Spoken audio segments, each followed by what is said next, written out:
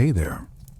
Tonight we are holding a piece of cold clay that seems to remember more than any living mind should. In a quiet museum vault, under steady air and careful light, a small tablet lies in a tray as if it were nothing more than fired mud. But the lines pressed into it speak of 7 gates, a death measured with almost bureaucratic calm, and a return that comes only after something has been stripped away.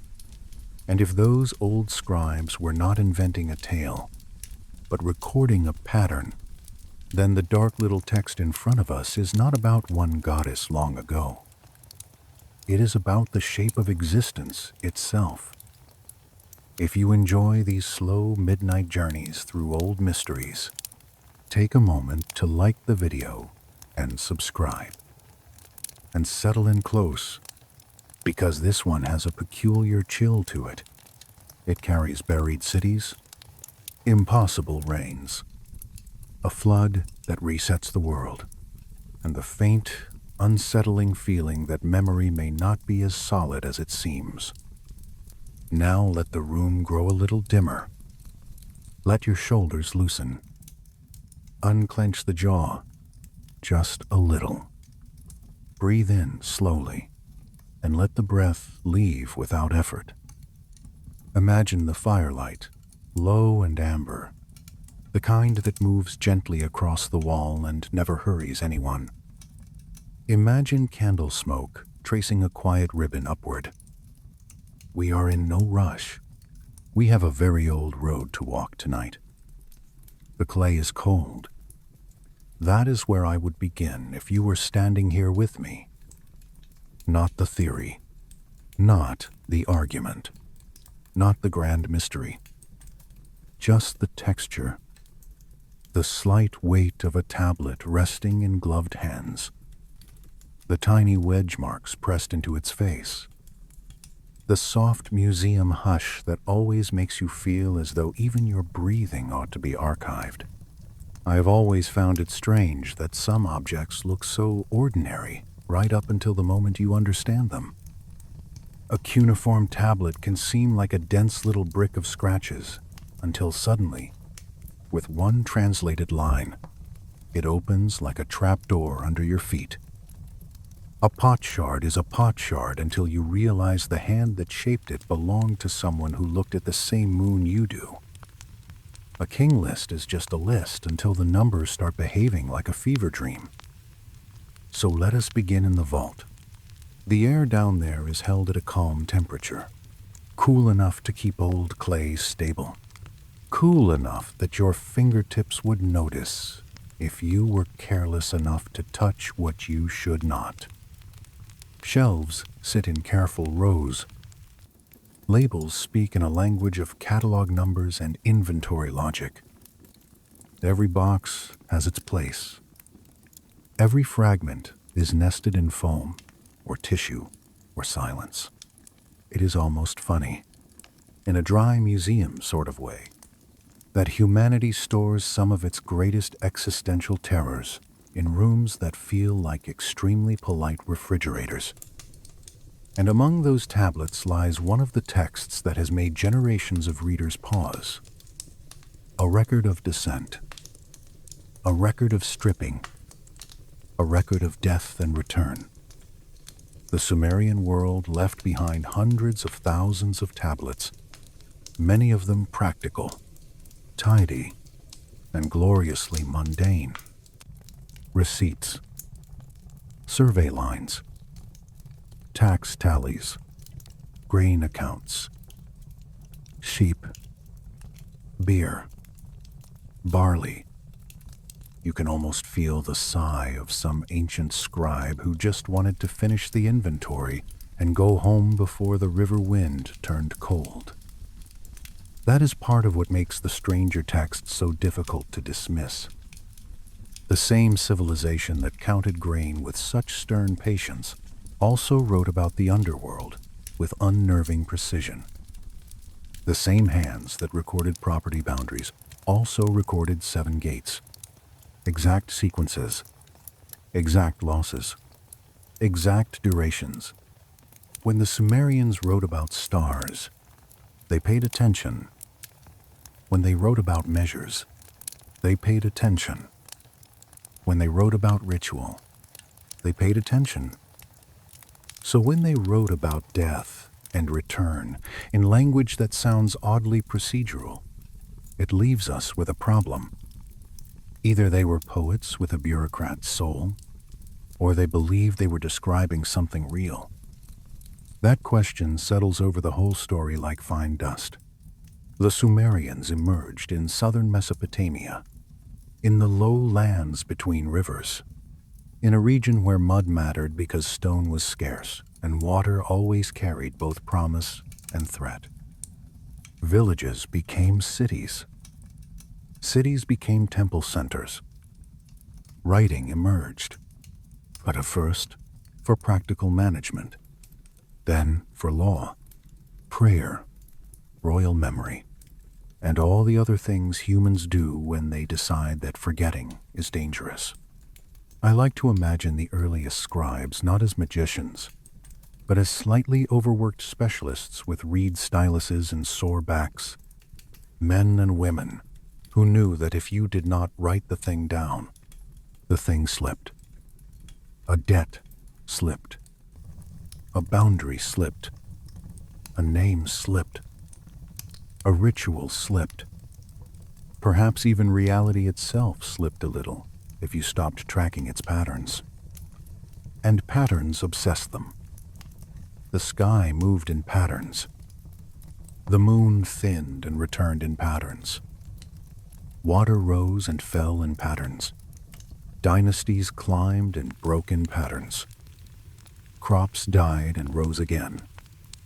Heat deepened, then loosened. Cities flourished, then grew silent. One layer of brick sank beneath another. One temple was built over the bones of an older one. One age covered another age, as if time in Mesopotamia was less a road than a mound. If you have ever seen a tell, an ancient settlement hill in the Near East, you know what I mean. It looks at first like a simple rise in the earth. Then you learn it is a stack of worlds. One settlement burns or floods or is abandoned. Another rises on top. Then another. Then another. Dust becomes floor. Floor becomes foundation. Foundation becomes archaeology. Honestly, if any civilization was going to suspect that existence itself worked in cycles, it was probably the one literally living on top of its previous selves. And then there is the king list. In a museum case sits a prism covered in tightly packed script, a dry object at first glance, the sort of artifact that can make a casual visitor nod thoughtfully and move on toward the gold jewelry. Yet hidden inside its columns is one of the strangest historical memories humanity ever preserved. The text begins not with tribal confusion or gradual social development, but with a declaration. Kingship descended from heaven, not emerged, not evolved, descended. Already the tone is unusual. The first authority is not built from below, but lowered from above, as if rule itself arrived ready-made. And then come the early kings. Their names drift out of the clay like figures half seen through river mist. Alulim, Alalgar, were ancient rulers seated in cities such as Eridu, cities older than much of what the world would later call history. And their reigns are impossible. Not merely long. Impossible in a way that feels almost impolite. Tens of thousands of years. 28,000, 36,000. Combined spans that stretch beyond anything a human body can sustain. Beyond what most readers can absorb without laughing nervously. Which, to be fair, is a perfectly reasonable reaction. If you read the text the way you read a modern royal chronology, it sounds absurd. Modern scholarship usually does what modern scholarship does when faced with absurdity. It offers symbolic interpretation, scribal inflation, sacred numerology, or inherited exaggeration. Those are sensible responses. Some scholars argue the numbers mark prestige rather than literal time. Some think the units may have shifted. Some believe the pre-flood kings belonged to a mythic age added to dignify later dynasties.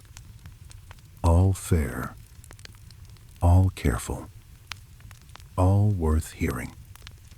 Still, the oddness remains. The scribes do not flag the early section as fantasy. They do not wink. They do not say, and now we move from legend into history.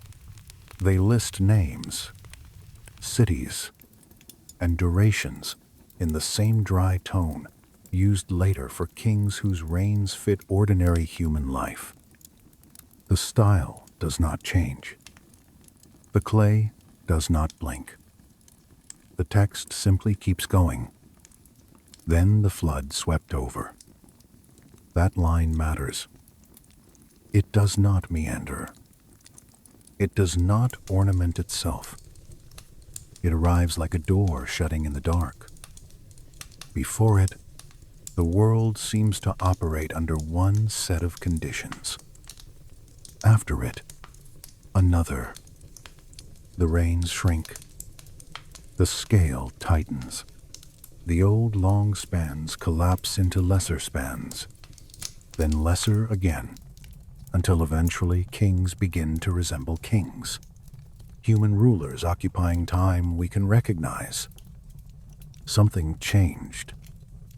What exactly changed is never explained in the neat way modern readers crave. The text offers no appendix, no kindly note from an ancient editor. It just preserves the transition as fact. Before the flood, enormous durations. After the flood, diminished ones. Before the flood, one order. After the flood, another. I have always thought that is where the unease really begins. Not in the huge numbers themselves, but in the reduction, in the sense that whatever had once been possible no longer was. The world after the flood is still a world. Kingship returns. Cities rise again. Life continues. But it continues under tighter rules, as though some vast reset has taken place, and all further rounds must now be played on a smaller board. And if you sit with that image long enough, it starts to spread. Because the Sumerians did not only preserve one pattern, they preserved many. Daily descent into darkness, then dawn. The moon fading and returning.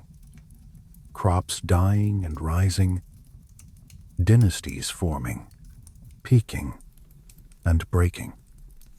Flood, reset, return. Again and again, at different scales, the same motion. Downward, stillness, upward, repeat. The old texts do not present time as a clean line moving bravely forward. They present it more like a wheel, or better, like a series of wheels turning within larger wheels. Small cycles nested in larger ones.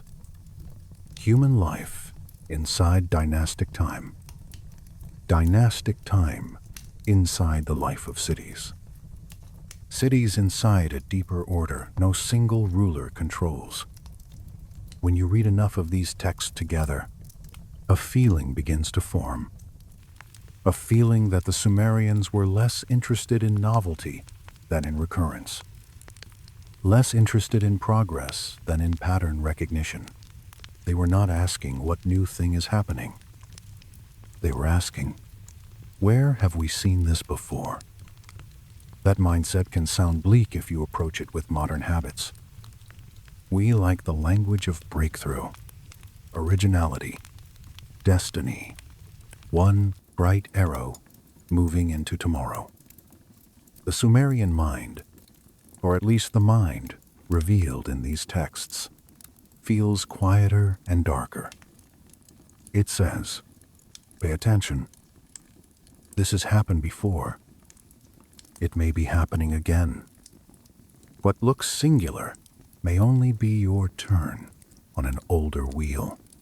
And for a people who dug foundations into the wreckage of older settlements, that thought probably did not feel abstract at all. Picture a work crew cutting into a mound. Their tools bite through packed earth, ash, broken pottery, old brick. A lower wall emerges.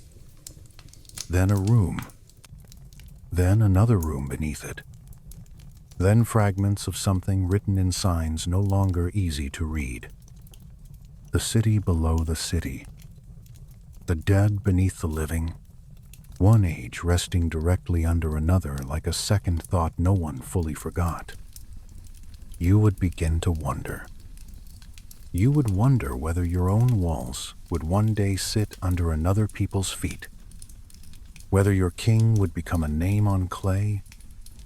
Whether your flood had also been someone else's remembered reset. Whether the order you call permanent is just the latest arrangement to take its turn in sunlight before the dust covers it and the next arrangement begins. That is the atmosphere we need before we move deeper. Because the king list is not yet the whole terror. It is only the first dim corridor. It hints that worlds reset and return, that powers descend more than once, that what came before us may have been greater and longer lived, and that every cycle may resume at a reduced scale. But it does not yet tell us what happens to the individual inside the cycle. For that, the scribes send us elsewhere, not to a battlefield, not to a throne room above the earth, but to a lower place, a place with gates, a place with officials, a place where what makes you recognizably yourself is removed one piece at a time. And as the firelight lowers and the room grows softer around us, we will follow them there, very gently, very slowly, to the geography of return. There is something unnerving about an underworld that keeps records. I do not mean the usual misty kingdom of dead poets and drifting shades, where everyone speaks in riddles and no one can find the exit. I mean an underworld with officials, an underworld with procedures, an underworld where you cannot simply wander in because a gatekeeper will stop you and ask your business, which, I have to say, is almost more frightening than any monster. A monster at least feels dramatic. A clerk with rules feels permanent. The Sumerian word, often translated as the underworld, carries a strange double life. Ker can point to mountain, and it can point to the realm of the dead. High and low, folded into one term. Beneath and beyond, both at once. If that sounds puzzling, good. It is meant to. The Sumerian imagination rarely divides the cosmos as neatly as we would like. Their other world is not simply under the ground like a cellar.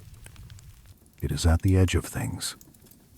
Off map, beneath, beyond, and reached through fixed passages. And the texts speak of it as though it is an actual territory. That matters. They do not describe Kur as a vague emotional state or a cloud of metaphor. They describe gates, roads, guardians, judges, districts, provisions, and obligations. The dead there are reduced. Yes, they dwell in dimness. They eat dust unless properly supplied through ritual, yet they remain themselves enough to be recognized, to remember, to hunger, to trouble the living if neglected. This is not annihilation. It is administration. If you were standing here with me, I would probably lower my voice at this point and laugh a little, because nothing makes mortality feel more official than hearing that the afterlife may involve paperwork. At the threshold stands Neti, the gatekeeper. He is not a dragon. He is not a creature of theatrical horror. He is an officer. He questions arrivals. He confirms authority. He opens when ordered. He closes when required. He removes what may not be carried beyond each threshold. He reminds me, in an odd way, of certain museum staff who look perfectly calm while telling you that no, absolutely not, you may not bring your coffee in there. The underworld of these texts is ruled by Ereshkigal, but even her rule has form. She sits not in chaos, but in a governed place. The dead are sorted. Records are kept. Judges speak. Officials perform their tasks. The world below is not lawless. It is overruled by law. Now that may sound almost comforting for a moment. Law suggests order. Order suggests predictability. Yet, the comfort fades quickly when you realize what kind of order this is. The kind that applies whether you agree with it or not. The kind that does not pause for protest. The kind in which even gods may discover that rank means less than procedure once they pass the proper boundary. And that is where Inanna comes in. She is one of the great presences of the Mesopotamian world. Queenly, brilliant, associated with love, desire, war, sovereignty, and the sheer dangerous shimmer of being impossible to ignore. She is not the sort of figure you expect to be reduced. Yet the descent narrative does exactly that, step by step, with a steadiness that never raises its voice. Before she descends, she prepares. Not casually, ceremonially, she gathers the insignia of her power. Crown, necklace, breastplate, ring, measuring rod, royal garments. These are not mere decorations. The text treats them as expressions of her authority made visible, the outer signs of what she is. She is not dressing herself like someone going to a feast. She is assembling a complete identity. That detail is easy to miss if one rushes. But we are not rushing tonight. Imagine her standing before the journey. The torchlight on polished surfaces. The heavy stillness before the first step. The sense, perhaps, that to clothe oneself so fully before entering a lower realm is either an act of courage or an act of terrible miscalculation. Perhaps both. Then she reaches the first gate. Neti questions her. Why have you come? In some versions, she offers a pretext, a funeral visit, a reason polite enough to cross the threshold without naming her deeper purpose. Scholars still debate why she descends at all.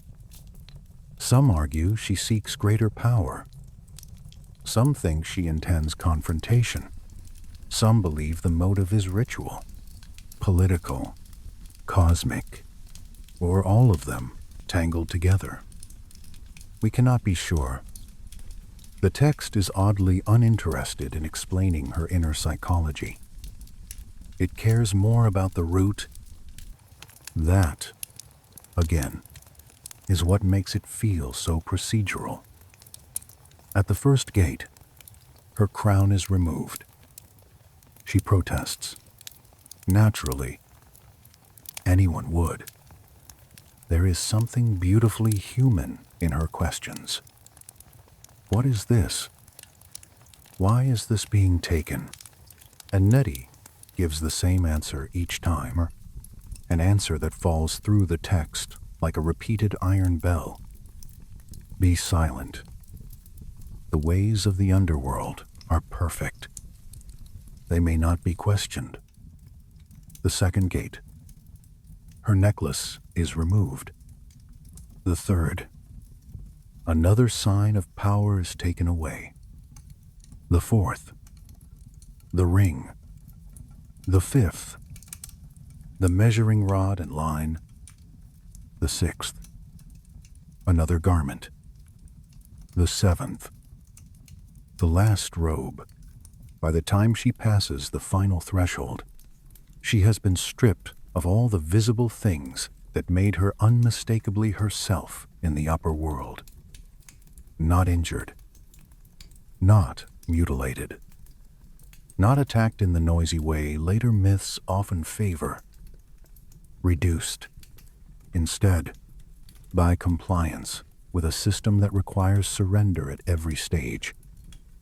Honestly, I think that is why the story lingers in the mind. Many ancient tales are full of thunder and spectacle. This one is quiet. It is death imagined not as a sudden blow, but as a sequence of removals, a loss of identifiers, a peeling away of titles, ornaments, roles, and protections until only the essential remainder arrives where judgment waits. That idea has an odd calm to it, even as it chills. When Inanna stands at last before Ereshkigal and the judges of the underworld, there is no grand duel, no flourish. The judges look upon her. Judgment falls. She dies. The text does not indulge in description. It gives us something colder. The fact of the death. Then the body hung on a hook. I want to be careful here, because the power of the image is not in gore. It is in stillness. The body is there, present, reduced from goddess to object, suspended in the dark chamber, not vanished into symbol, not dissolved into abstraction, simply there, waiting for 3 days and 3 nights. 3 days. The number is counted with the kind of precision the Sumerians loved. Day, night, day, night, day, night. Not many days. Not some time. Not a poetic while. A duration. That precision is important enough that I want us to linger with it a moment. What did those scribes think was happening during those 3 days? They do not fully say. They only hold the count steady, like careful observers, unwilling to blur a measurement. Something in them seems to insist that transformation requires duration. That death is not merely a switch from on to off, but an interval, a dark working.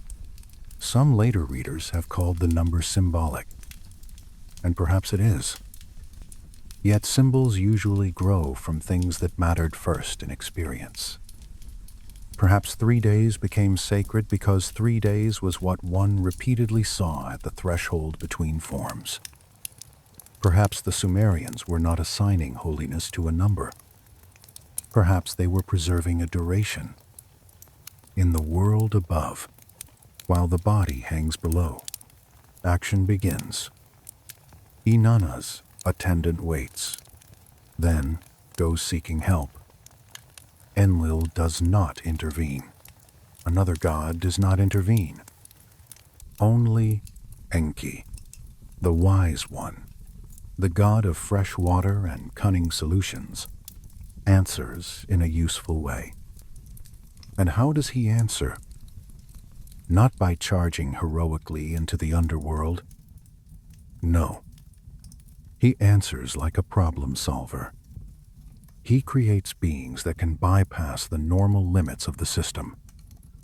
Strange creatures, neither quite this nor that, made to move where others cannot. He gives them the food of life and the water of life and instructions, very exact instructions on what to do.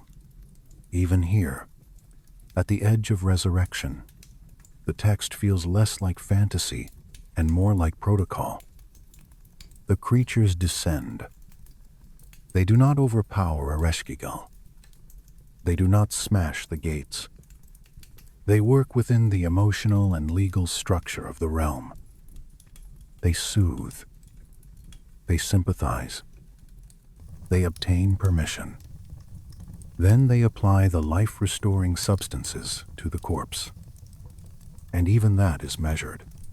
In some reconstructed traditions, the applications are repeated, not once, but again and again, as though revival is cumulative, as though enough of the right thing, administered in the right way, at the right time, can draw a being back across the threshold.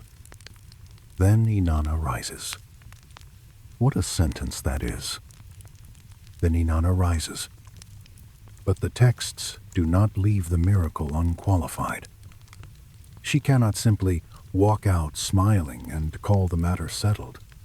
The underworld has law, and law does not dissolve just because someone has outmaneuvered death. If one leaves, another must take the place. The balance must remain. The system must be paid.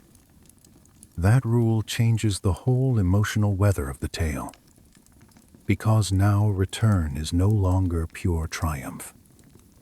It carries debt, cost, substitution. Someone must ascend if someone else ascends. The cycle is not broken. It is maintained. So Inanna rises and begins her upward journey through the same gates. And now, in reverse order, what was taken is restored. Garment, measure, ornament, ring, crown, identity reconstructed by stages. Upward through the structure, back toward the world of breath, light, and heat. There is something almost tender about that reversal. A reassembly, a rebuilding. The self put back on one layer at a time. Yet the tenderness cannot stay clean, because the demons of the underworld follow, watching, waiting for the substitute required by the law she has not escaped. When she reaches the upper world and eventually finds Dumuzi, her husband, seated not in ashes of mourning but in comfort, the moment hardens. He becomes the designated substitute. He is taken below. Later, through grief and negotiation, his sister Jestinanna agrees to share the burden. One descends while the other remains above. Then they trade. Half the year. Then half again. An eternal alternation. And now the story has become larger than itself. Because the Dumuzi cycle ties the underworld directly to the visible world. His descent corresponds with the harsh season, with dryness, loss, fields under strain. His return aligns with relief, growth, cooler movement, life unfolding again. The cycle of nature is not merely compared to descent and return. In the old worldview, the natural cycle may be the outward sign of the deeper one. That is the crucial shift. We modern readers are trained to think the ancients looked at the seasons and invented a dying god to explain them. But what if, at least in their own minds, the direction ran the other way? What if they believed the death and return pattern was fundamental, and the seasons were how the world showed it on the surface? That is very different. That makes the myth less like an invented explanation and more like a visible symptom of a larger machine. And the machine, if that is the right word, does not only concern gods. The dead in Mesopotamian thought do not disappear. They become Giddim, the surviving essence, aware enough to require offerings, to recognize kin, to be restless if neglected. Funerary care mattered because the dead remained somewhere. They had not been erased, only transferred. Names were spoken. Bread and drink were offered. Burials were managed with practical seriousness because the passage was not imaginary to those performing it. I have always found that one of the most moving elements in these traditions, the dead are not honored merely out of nostalgia. They are treated as participants in an ongoing order. One keeps obligations because relationship has changed form, not vanished. And once you combine that idea with the 7-gate descent, the 3-day transformation, and the annual return patterns of Dumuzi, a larger suspicion begins to stir. What if Inanna's story is not unique? What if it is exemplary? What if the gods in these narratives are not simply starring in divine drama, but demonstrating structures that apply more widely? Not always in the same visible way, but structurally. Stages, loss, judgment, interval, reassembly, return. Some scholars would quite rightly warn us not to overstate the case. The texts never present a neat doctrinal pamphlet saying every human soul reincarnates through 7 literal gates. Mesopotamian materials are more fragmented than that. They imply, they gesture, they repeat patterns, they preserve details in different kinds of texts, and let us do the uncomfortable work of seeing the family resemblance. And the resemblance is strong. The underworld is traversed. Thresholds matter. Identity can be stripped. What remains can persist. Return is possible in at least some cases. Balance is maintained by substitution. Cycles of descent and ascent underlie visible life. The pattern does not appear once. It appears everywhere, like a woven design showing through cloth from the reverse side. At this point in the night, with the fire low and the old city dust settling around our thoughts, I think it helps to picture the scribes again. Not prophets in the modern sense, not gurus offering liberation manuals, just record keepers of a civilization obsessed with pattern. They tracked stars. They tracked rains. They tracked offerings. Why would they not also track the recurring architecture of life and death as they understood it? If they were wrong, then they were wrong with astonishing consistency.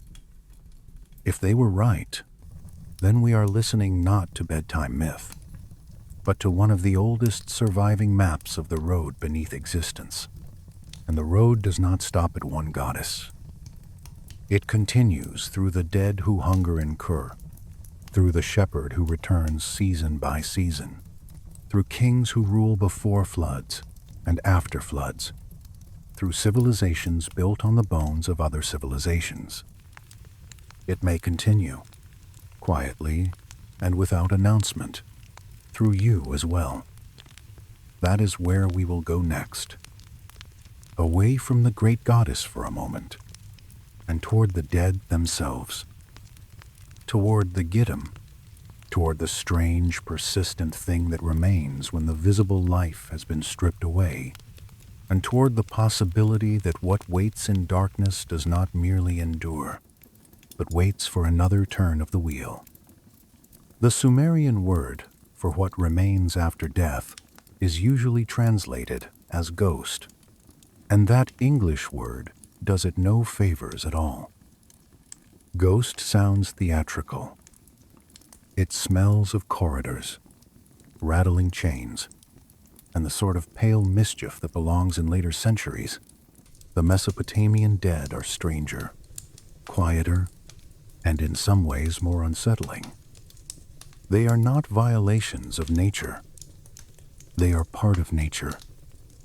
They are expected, accounted for, managed. Every person has this surviving essence, this continuing trace, this Giddim that persists when breath leaves the body and the body itself begins the slow work of becoming earth again. What I find so remarkable is the calm with which the old texts treat this. There is no great philosophical panic, no long dramatic speech asking whether anything remains. The scribes simply move forward from the assumption that something does remain. The real questions are practical. Has the body been buried properly? Are offerings being made? Does the dead person rest in the right place? Are they content enough to stay there? If you read enough of these tablets, you begin to notice how ordinary the dead are allowed to be. They can be hungry. They can be thirsty. They can be lonely. They can be offended by neglect. They can appear in dreams. They can trouble the household if rites are not fulfilled. They can be invoked as witnesses in oaths. Merchants swear by the Giddim of a father, as if the father still exists in sufficient continuity to hear, to care, and perhaps to disapprove if a promise is broken. That is not metaphorical language dressed in spooky clothing. That is social reality continuing across the border of death. Picture a house in the evening. The day has cooled. The bowls are set out. Bread has been broken. A lamp burns low against the wall, making the clay gleam. Somewhere in the room, a family member speaks the name of the dead aloud. Not because memory is sentimental, but because memory is provision. A little water, a little grain, a careful word. The dead have not vanished into abstraction. They have changed address. Honestly, that may be one of the most intimate things the Sumerian world ever preserved. Death does not end relationship. It complicates it. And yet even that statement is not the end of the mystery.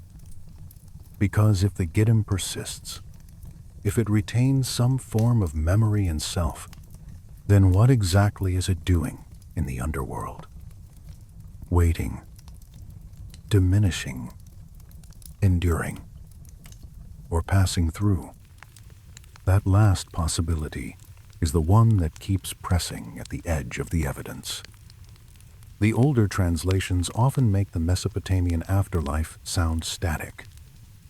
A gloomy residence, dust and darkness forever. Certainly, some texts do sound that way. The dead dwell below. The dead are fed by offerings. The dead remain. But other pieces do not fit so neatly inside permanent residence. There are gates. There are thresholds. There are permissions and denials. There are records. There are conditions under which the dead may appear, return, be summoned, be quieted, or be sent away again. That is not a picture of stillness. It is a picture of movement under regulation. A fragment from the scholarly tradition describes a dead father encountered near a gate, not lost in featureless shadow, but halted, prevented, lacking what is necessary to pass further. That detail stays with me. To be stopped means there is somewhere to go. To lack permission means permission exists. To stand at a gate means you are within a route, not merely within a grave. And once you see route rather than static residence, the whole afterlife begins to shift shape. Kur becomes less like a final room and more like a lower station in a larger structure. The Giddim descends there. Certainly. It resides there. Certainly. But residence might not be the same as permanence. The old texts describe districts of the dead, different conditions for different categories, different outcomes depending on burial, memory, and ritual care. That sounds administrative. Yes, but it also sounds transitional. Systems sort because systems process. Systems classify because systems intend movement, even if slowly, even if at scales no living family can easily observe. Now let us pause for one of those human things I promised you, because this is where a person lying awake in the dark might reasonably mutter, very softly, "Well, that seems unfair. To remember enough to suffer, but not enough to fully return. To persist, but in dust.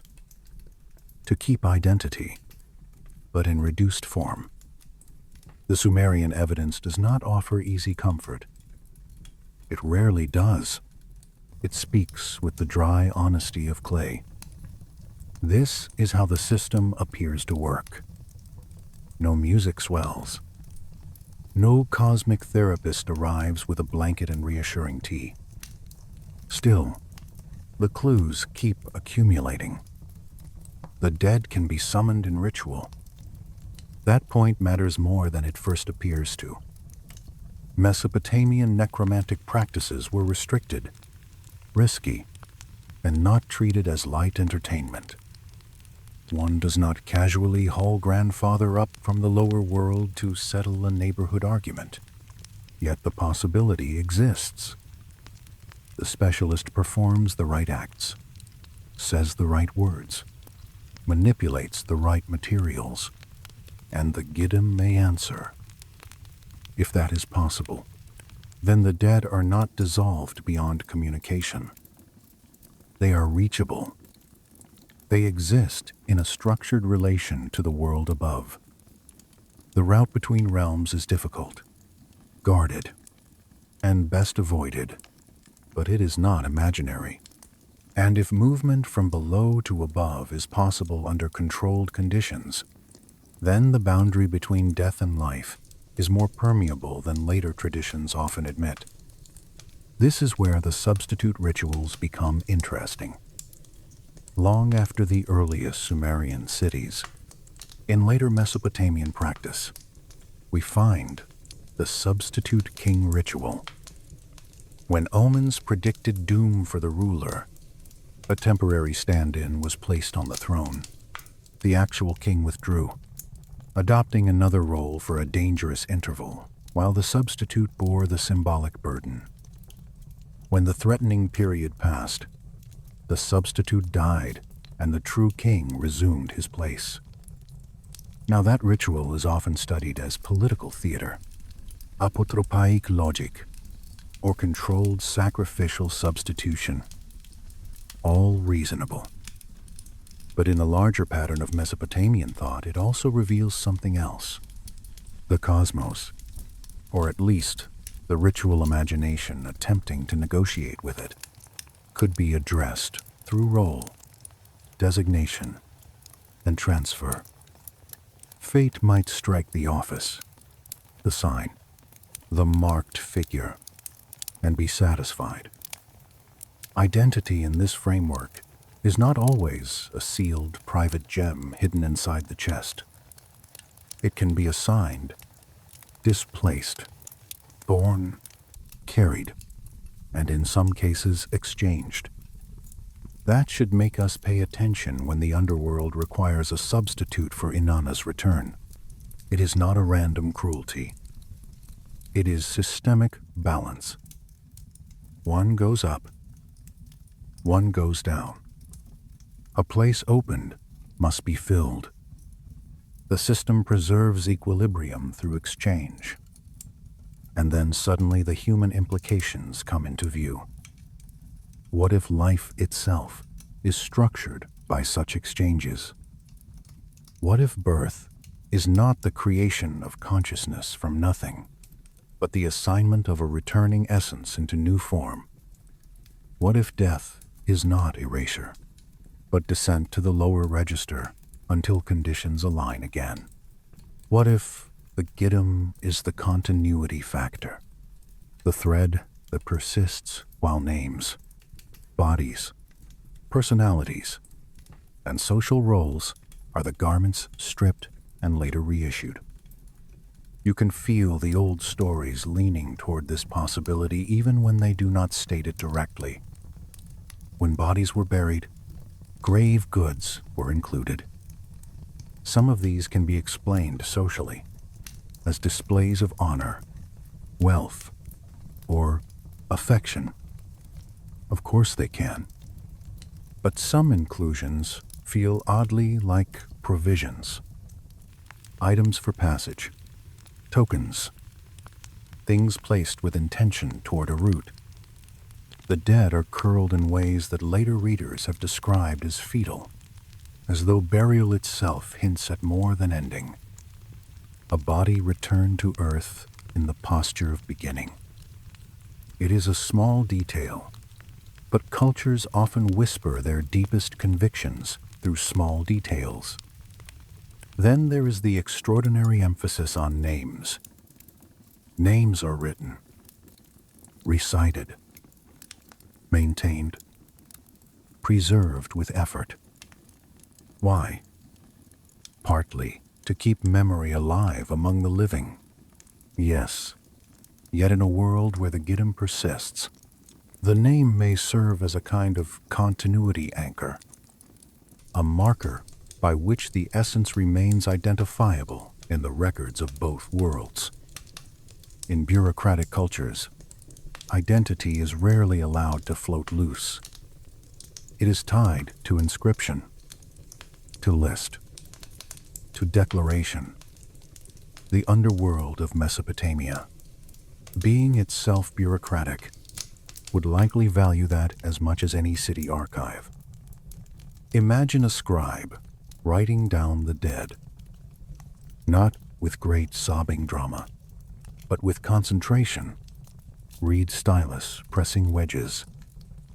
This person, this father, this daughter, this house, this offering due, this rite completed.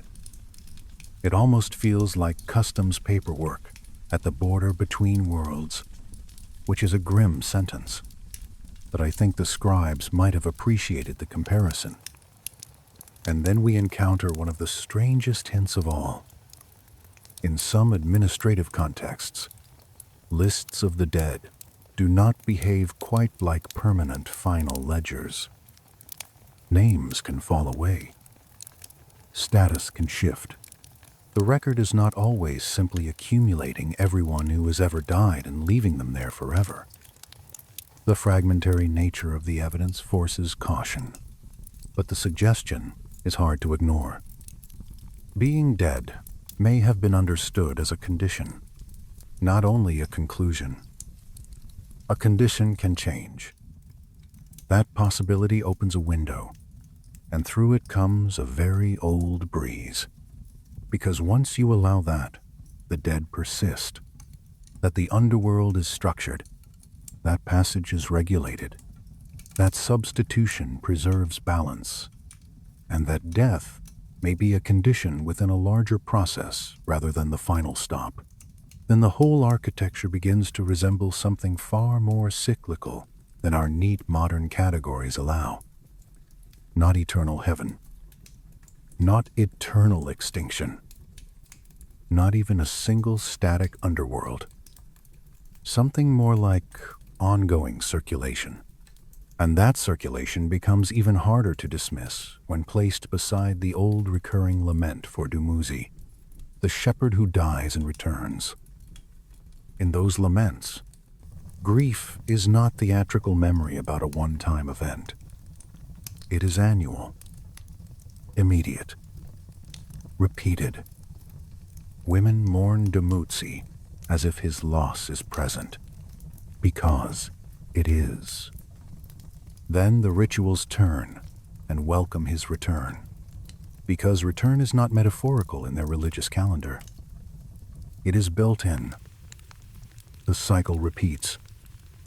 Every year, without fail, the same structure of descent, absence, and reappearance. What happens to Dumuzi in divine and seasonal form may well be the visible demonstration of what happens more quietly to human beings.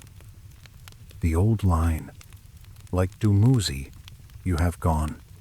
Like Dumuzi, you will return, is one of those phrases that can slip by too quickly if one is not careful. Yet, it links a mortal fate to the shepherd god pattern. It does not merely compare sadness. It compares destination and outcome. You have gone where he goes. You will do what he does. That is not proof by itself, but it is not casual language either. It is debated. Of course, some scholars hold firmly to the seasonal reading and see the human application as ritual sympathy only. Others think the ancient audience may have held multiple meanings at once: agricultural, cosmic, personal. That is often the honest answer with Mesopotamian material. The texts are rarely simplistic. They can carry civic ritual, cosmic order, and human mortality all braided together. But if you sit with the full braid long enough, a possibility emerges that feels less like later reincarnation doctrine and more like administrative rebirth. Not liberation from the wheel. Not a soul climbing through moral levels. Something more severe, more mechanical, more Mesopotamian. The Giddim persists. It descends. It is processed. It remains until some larger balance requires or permits return. Then it rises into new embodiment without bringing ordinary memory along. That last point may be the key, because the evidence suggests continuity without obvious recall. The dead remember themselves below, perhaps, but if they return above, they do not seem to arrive announcing prior biographies with any reliable regularity. Memory may belong to the Giddim in one mode, and not to the waking embodied person in another. Identity survives, but conscious access does not. The person continues without knowing they continue. You know that feeling when you walk into a room and cannot remember why you came there? But you are absolutely certain you came for a reason. The larger hypothesis here is almost like that, only cosmic. A consciousness enters life with momentum, structure, and old trace, yet ordinary awareness has forgotten the route. Still, some residue may remain. Intuition, strange familiarity, uncaused grief, dreams, unreasonably specific fears, a sense that certain roads feel remembered before the feet have walked them. I say this gently because one can wander too far into romantic projection. Yet the Sumerian materials themselves do leave room for leakage between states. Dreams matter. Messages arrive in dreams. The dead can appear with information. Knowledge can emerge from below. If there is a barrier, it is not sealed in every circumstance. Perhaps forgetting is part of the stripping. That thought arrives with a heavy softness. At the 7 gates, Inanna loses her visible powers one by one. For a human being, what is taken? Not crown or measuring rod, but perhaps body, title, family place, voice, acquired memory, all the bright outer clothing of one specific life. What remains is the persistent, essential core. The Giddim. Enough to continue. Not enough to walk back into the world and point at an old house and say, "There, that was mine." And maybe that is mercy. Maybe endless memory would be unbearable. Or maybe forgetting is the cruel hinge of the whole cycle. The reason the wheel can keep turning without revolt. A being who remembered every descent might refuse the ascent. A being who remembered every ascent might fear each descent too much to bear it. The Sumerians do not tell us which it is. They simply preserve the structure. Dust, name, offering, threshold, return. Again and again, the clay keeps pressing the same quiet suggestion. The dead remain. The root below is real in some sense to those who mapped it. The lower world is part of the same system as the upper one. And what remains after death is not nothing. If that is true, then the road ahead in our story becomes even stranger. Because we have only so far looked at the dead as enduring. We have not yet looked at the repeated figure who descends and rises with such ritual precision that the whole year seems to breathe around him. So let the fire settle lower. Let the room be still for a moment. Let the museum hush return in your mind. That soft climate-controlled silence where old clay waits. In the next stretch of the night, we follow the shepherd. We follow the one who dies on schedule, who returns on schedule, and whose repeated absence may have taught the Sumerians the darkest and calmest lesson of all, that what leaves does not necessarily leave forever, and what returns may be only one turn in a cycle that never truly stops. The shepherd returns, and that may be the most troubling sentence in the whole old tradition. If this were a gentler story, his return would be the comfort. The absent one comes back. The dry field greens again. The mourning women lift their heads. The season softens. We would close the tablet, smile a little sadly, and tell ourselves that ancient people found a beautiful way to talk about agriculture. But the deeper you read the Dumuzi material, the less it behaves like decorative explanation and the more it feels like demonstration. Dumuzi does not simply symbolize a cycle. He undergoes one. Repeatedly. Precisely. Without final escape. That is the detail that keeps the mind awake. The surviving tablets preserve him in many forms. Shepherd, beloved, consort, king, the beautiful young figure pulled between tenderness and doom. In some songs, he is all lushness and sweetness. In laments, he becomes the one seized, pursued, dragged toward the lower world despite every attempt to hide him. His sister grieves for him. The women mourn him. The community mourns him. Then he returns, and the whole pattern begins again. Not once. Not until some final triumph. Again.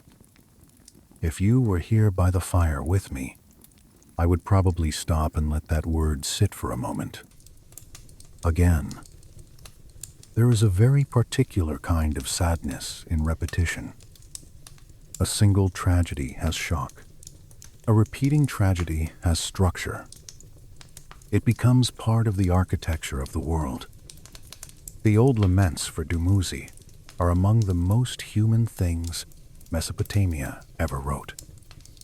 They are full of searching, calling, grieving, weeping.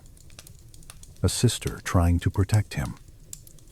A beloved figure trying to evade the forces sent for him. There is movement in them.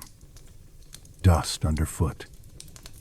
Reeds brushing the ankles. A hunted feeling. The air hot, dry, and relentless. They can feel almost painfully immediate, and yet all that emotional urgency unfolds inside a framework that does not change. He will be taken. He will go below. He will remain. He will return. The reason this matters so much is that the ritual tradition treats the pattern as present tense. Communities did not merely remember Dumuzi's death as an old sacred story from a distant mythic age. They lamented it annually, as though the descent were happening now, because within their religious calendar it was. Then they celebrated the return as though the return were happening now, because it was. The cycle was not commemorative. It was participatory. That changes the atmosphere entirely. Imagine a Mesopotamian city at the edge of the hard season. Heat beginning to press. Water levels shifting. Vegetation losing vigor. Women gathering in ritual lament. Their voices carrying through temple courts and streets. This is not archaeology now. This is felt time. The god is going down. The land is going with him. The world is entering the half of the pattern defined by absence.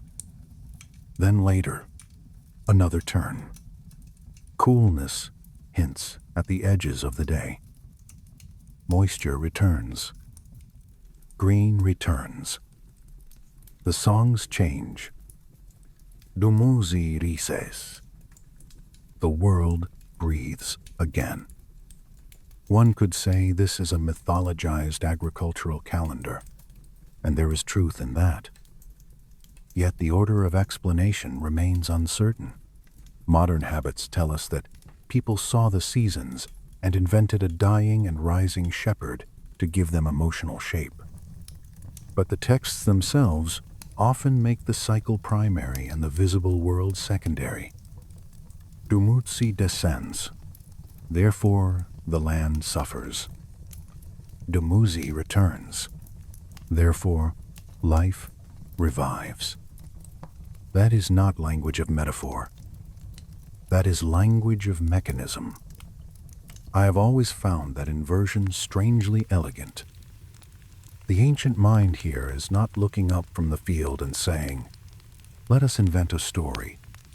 It is looking through the field toward a deeper rhythm and saying, "What you see in grain and weather is only the skin of something larger." And if that larger thing governs Dumuzi, perhaps it governs everyone else as well. The compromise involving his sister makes the whole matter even more interesting. Gestanana does not permanently save him. She shares his burden. Half the year one remains below, half the year the other. Exchange, rotation, balance, preserved by alternation. It is the same logic we saw in Inanna's substitute requirement, softened by love but not abolished by it. The underworld must be filled. The upper world must be filled. One crosses while another waits. Then they reverse. A system like that begins to look less like moral judgment and more like cosmic bookkeeping. And that, oddly enough, is where the Sumerian material becomes most distinctive. Other cultures often moralize death more aggressively. Reward, punishment, purity, sin. The Mesopotamian evidence feels sterner and less sentimental. Things happen because the structure requires them to happen, not because you deserve them in a later theological sense. Not because the universe is trying to teach a tidy lesson. Dumuzi goes below because the balance of the system demands a substitute. The seasons reflect this because the visible world is tied to the hidden one. The cycle repeats because nothing in the system allows the cycle to stop. There is almost a kind of bleak honesty in that. And once again, that honesty echoes through human burial, human mourning, human expectation. A person dies. The Giddim continues. Offerings are made. The dead are not gone in the sense of non-existence. They are elsewhere within the same overall order.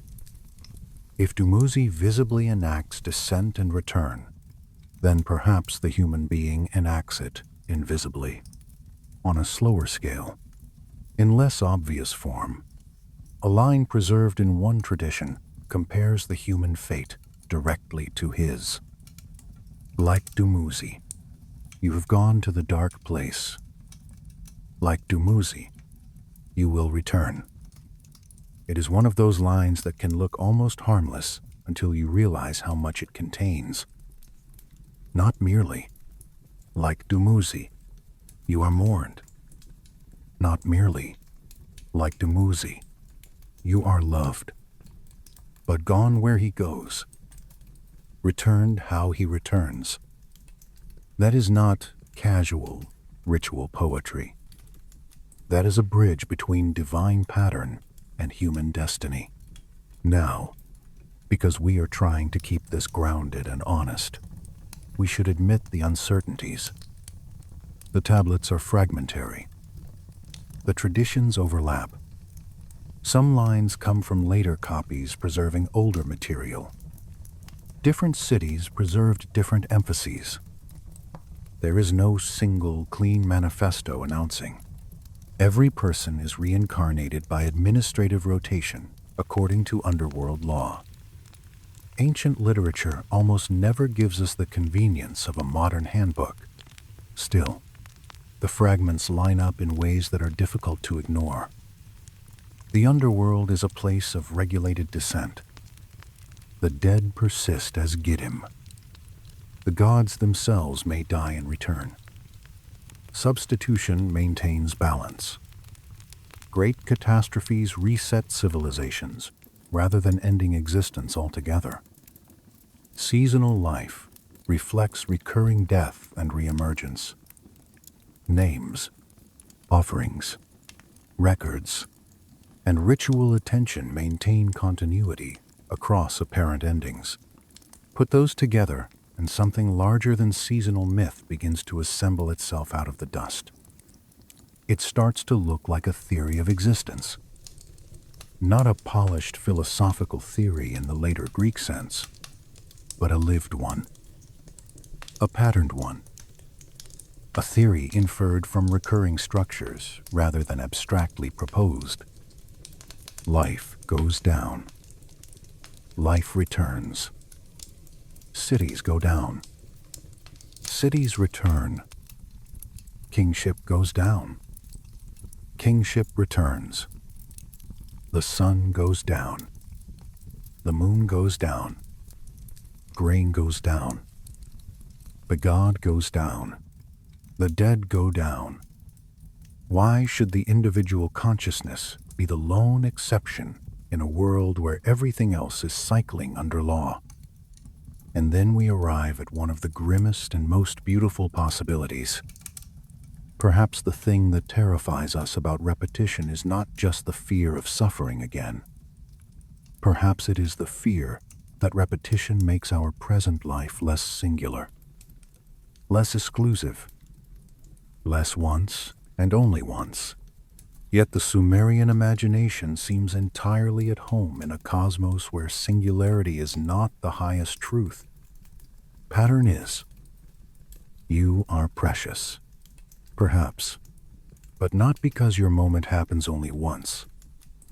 You are precious because you are one expression of an old repeating structure, one breathing form, taken on by something that has gone below before and may do so again.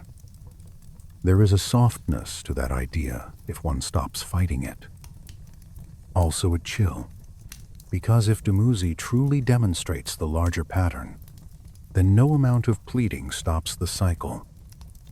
Love may negotiate. It may divide the burden. It may soften the terms.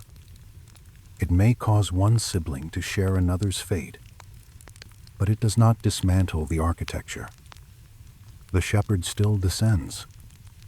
The shepherd still returns. The wheel does not break. That is the part I think later readers instinctively want to rewrite. We want the story to bend toward release. We want one perfect return that ends all future descents. We want a climax that heals structure itself. The Mesopotamian material refuses that instinct. It says, no. The cycle is not a problem to be solved. It is the condition under which all things occur. And so the annual laments become more than ritual sadness. They become rehearsal, education, acclimatization. The community learns how to grieve because grief will recur. The community learns how to greet return because return will recur. Emotion is trained against an eternal structure. One could almost call it pastoral instruction for an inescapable universe. You mourn well because mourning is part of the pattern. You celebrate well because celebration is part of the pattern. You build because collapse is part of the pattern. You preserve because forgetting is part of the pattern. There is dignity in that, even if there is little escape. This is where the flood stories begin to cast a longer shadow, because once the individual and seasonal levels of repetition are established, the civilizational one no longer looks accidental. The great flood in Mesopotamian tradition does not function as a singular cosmic prank. It functions as reset. Humanity grows too numerous, too noisy, too difficult, or perhaps the world simply reaches an intolerable threshold. A catastrophic washing over occurs. Life is nearly erased. A remnant survives. Civilization resumes, but under altered conditions. That is Dumuzi at a larger scale. Descent, darkness, return, diminished but renewed. And the same is true in the king list. Before the flood, impossibly long reigns. Then the flood swept over. Afterward, kingship descends again. The cycle does not end. It resumes, but changed, reduced, tightened. This is one of the most haunting motifs in the old clay. Not merely that things return, but that they return altered, often smaller. The resumed world is not identical to the one before. It carries less, shorter lives, narrower limits, less permeability between divine and human, less room. If that is also true for the human cycle, then what returns in a new life may not be the full bright memory of what went down. It may be a reduced continuity. The essential thread, yes, but not the whole woven cloth. That would fit the evidence rather well. The Giddim persists. The person returns in some sense, but the remembered self does not march intact through the gate and announce prior centuries over breakfast. Instead, perhaps, what returns is potential, disposition, trace. Enough to continue the pattern. Not enough to make the continuity comfortable. You know that feeling when a melody seems familiar, but you cannot place where you heard it. It haunts you for hours. You hum it. You almost know it. That may be the nearest everyday analogy to what a cyclical self would feel like while embodied. Recognition without clear memory. Familiarity without access. A tune carried over from an older room. And perhaps that is why the old texts care so much about preservation in clay. If memory cannot reliably cross the gates in conscious form, then culture must do the remembering outside the person. The tablet remembers what the body will forget. The king list remembers what the city will forget. The lament remembers what the season will otherwise absorb and erase. Writing becomes memory stored outside the cycle of one nervous system. That idea touches me more every time I think about it. The Sumerians invented a way for baked mud to hold pattern when flesh could not. They pressed observations into clay because clay, unlike a human life, might survive the next descent. A scribe scratches the signs for Dumuzi's lament. Another copies them centuries later. Another still later, in a different dialect. Another city, another political world. Kingdoms fall. Languages shift. Temples crack. Dust covers the shelves. Yet the line remains. The shepherd descends. The shepherd returns. Like him, you go. Like him, you return. No wonder those tablets feel heavy. By now, with the fire low and the room almost fully given to hush, I think we can say the old story has moved far beyond a tale of harvest grief. It has become a visible model of repeated existence. The shepherd is not merely a god of vegetation. He is a public demonstration of the larger law, a recurring figure whose annual movement between worlds teaches human communities how reality itself may be structured. And what kind of structure is it? A severe one. Beautiful. Yes, in its order. Even gentle at times in its regularity, but severe. There is no final emancipation written into the surviving pattern.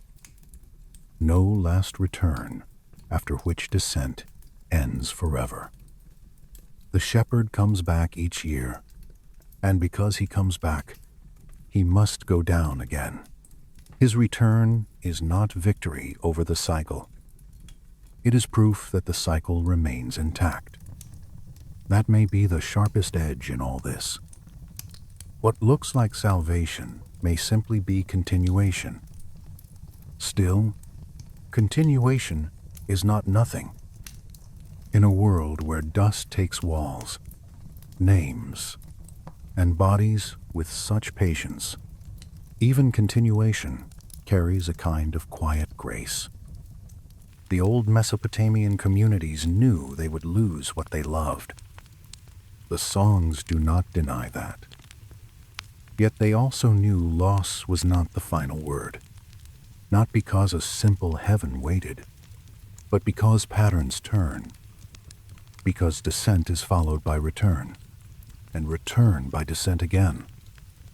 And if that is true at the level of one shepherd, 1 year, 1 field, perhaps it is true at the level of 1 life, 1 death, 1 Giddim, waiting below the dust. The shepherd returns. I keep coming back to that sentence because it holds both comfort and unease in the same hand. He returns. Yes, but he returns into a world that will ask him to leave again. He returns because the pattern requires it, not because the pattern has been overcome. And somewhere in that tension, between relief and entrapment, the Sumerians may have placed all of us. So in the next part of our midnight journey, we have to face the number that keeps appearing with such cold precision.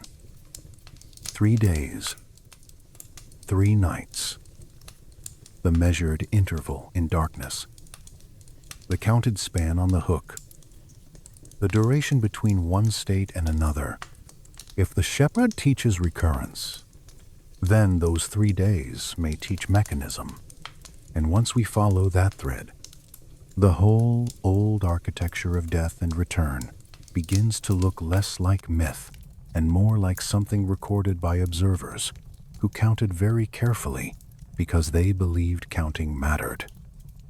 3 days is such a small phrase. That precision should make us slow down. When Inanna is judged below and reduced to a body hanging in darkness, the text marks the time with care. She remains there for 3 days and 3 nights. Only after that exact span does help arrive in the proper way. Only after that span does the process begin to reverse. The old scribes do not tell us why the interval matters, at least not in the direct explanatory tone modern readers crave. They do something more unnerving. They record the interval as if explanation is less important than accuracy. This is what happened. This is how long it lasted. Write it down. Now, of course, many scholars have read the numbers symbolically. That is fair. Ancient cultures used numbers with pattern and meaning all the time. 3 can suggest completion, threshold, totality in miniature. Yet that answer, while useful, may not be enough. Because the Sumerian material does not present 3 days like a decorative sacred number floating free in the air. It presents 3 days like measured duration inside a process. And processes are different from symbols. If you were standing here with me, I would probably ask you to imagine the underworld not as a cloud of sadness, but as a machine room hidden under the world, dimly lit, patient, run by functionaries who do not improvise. The 7 gates remove what must be removed. The judges do what they do. Then the body hangs in the fixed dark for a fixed time. That interval is not empty. Something is happening. The text does not open the casing and show us the gears, but it gives us the timing, as though timing itself is part of the mechanism. 3 days of reduction. 3 days of change. 3 days before a different state becomes possible. What if 3 days is not merely a sacred image, but a structural delay? The old Mesopotamian evidence lets that possibility breathe. When Enki sends the strange beings to recover Inanna, they do not simply touch her once and call her back. They apply the food of life and the water of life over and over in a counted sequence. Not one gesture, not one dramatic miracle, repetition, dosage, application, almost like treatment. The body below is not simply a switch flipped from dead to alive. It is a condition under alteration. That detail matters more than people sometimes realize. A culture inventing a broad myth of resurrection might stop with the grand idea. The goddess dies. The goddess rises. But the Sumerian texts keep leaning toward steps, counts, thresholds, gates, procedures. It is almost as though the scribes were more interested in operational pattern than in literary flourish. They preserve the architecture of what happens. That does not prove they witnessed the mechanics directly, of course. But it does suggest they thought the mechanics were real enough to deserve description. Now let us carry that thought toward human death. In household ritual, the first days after a death were treated differently from what came later. Offerings were intensified. Fires might be kept. Names were spoken with particular care. The dead person was not understood to be simply gone and settled. There was an interval, a dangerous tenderness, a period in which the transition was underway but not complete. The Sumerians appear to have believed that the first 3 days mattered especially. During that span, the dead were close, not in the sentimental modern sense, but in a more technical one. The Giddim had not fully settled into its lower residence. The crossing was underway. Offerings and acts during that period could ease the passage. Neglect during that period could complicate it. Inanna's 3 days below are therefore not some isolated divine oddity. They may be the large, clear model of a smaller and more ordinary law. Everything passes through an interval before its new state fixes. And if that is true, then memory itself may be affected in that interval. This is where the old stories become almost painfully subtle. The gates strip Inanna of her signs, her powers, her ornaments, the visible structures through which she expresses who she is. By the time she reaches the last threshold, she is reduced to a bare essential state. When we apply that pattern to human beings, the question naturally arises: what exactly gets taken from us in death? Body, certainly. Status, certainly. Voice, family role, possessions, obligations of the upper world. All of that can be imagined, slipping away, gate by gate. But what about memory? The texts never give us a neat answer. They are too old and too fragmentary for that kind of convenience. Yet they do something suggestive. The dead retain memory in the lower world. They know who they are. They may know who others are. They may answer questions. So memory is not simply erased by dying. It remains somewhere within the persistent essence. But if return occurs, if the Giddim eventually rises again into material life, ordinary waking memory does not seem to come with it in full daylight. There may be leakage, hints, strange recognitions, but not open continuity. That suggests a distinction between memory retained in the enduring essence and memory accessible to the embodied mind. The difference is almost like a sealed archive beneath a city.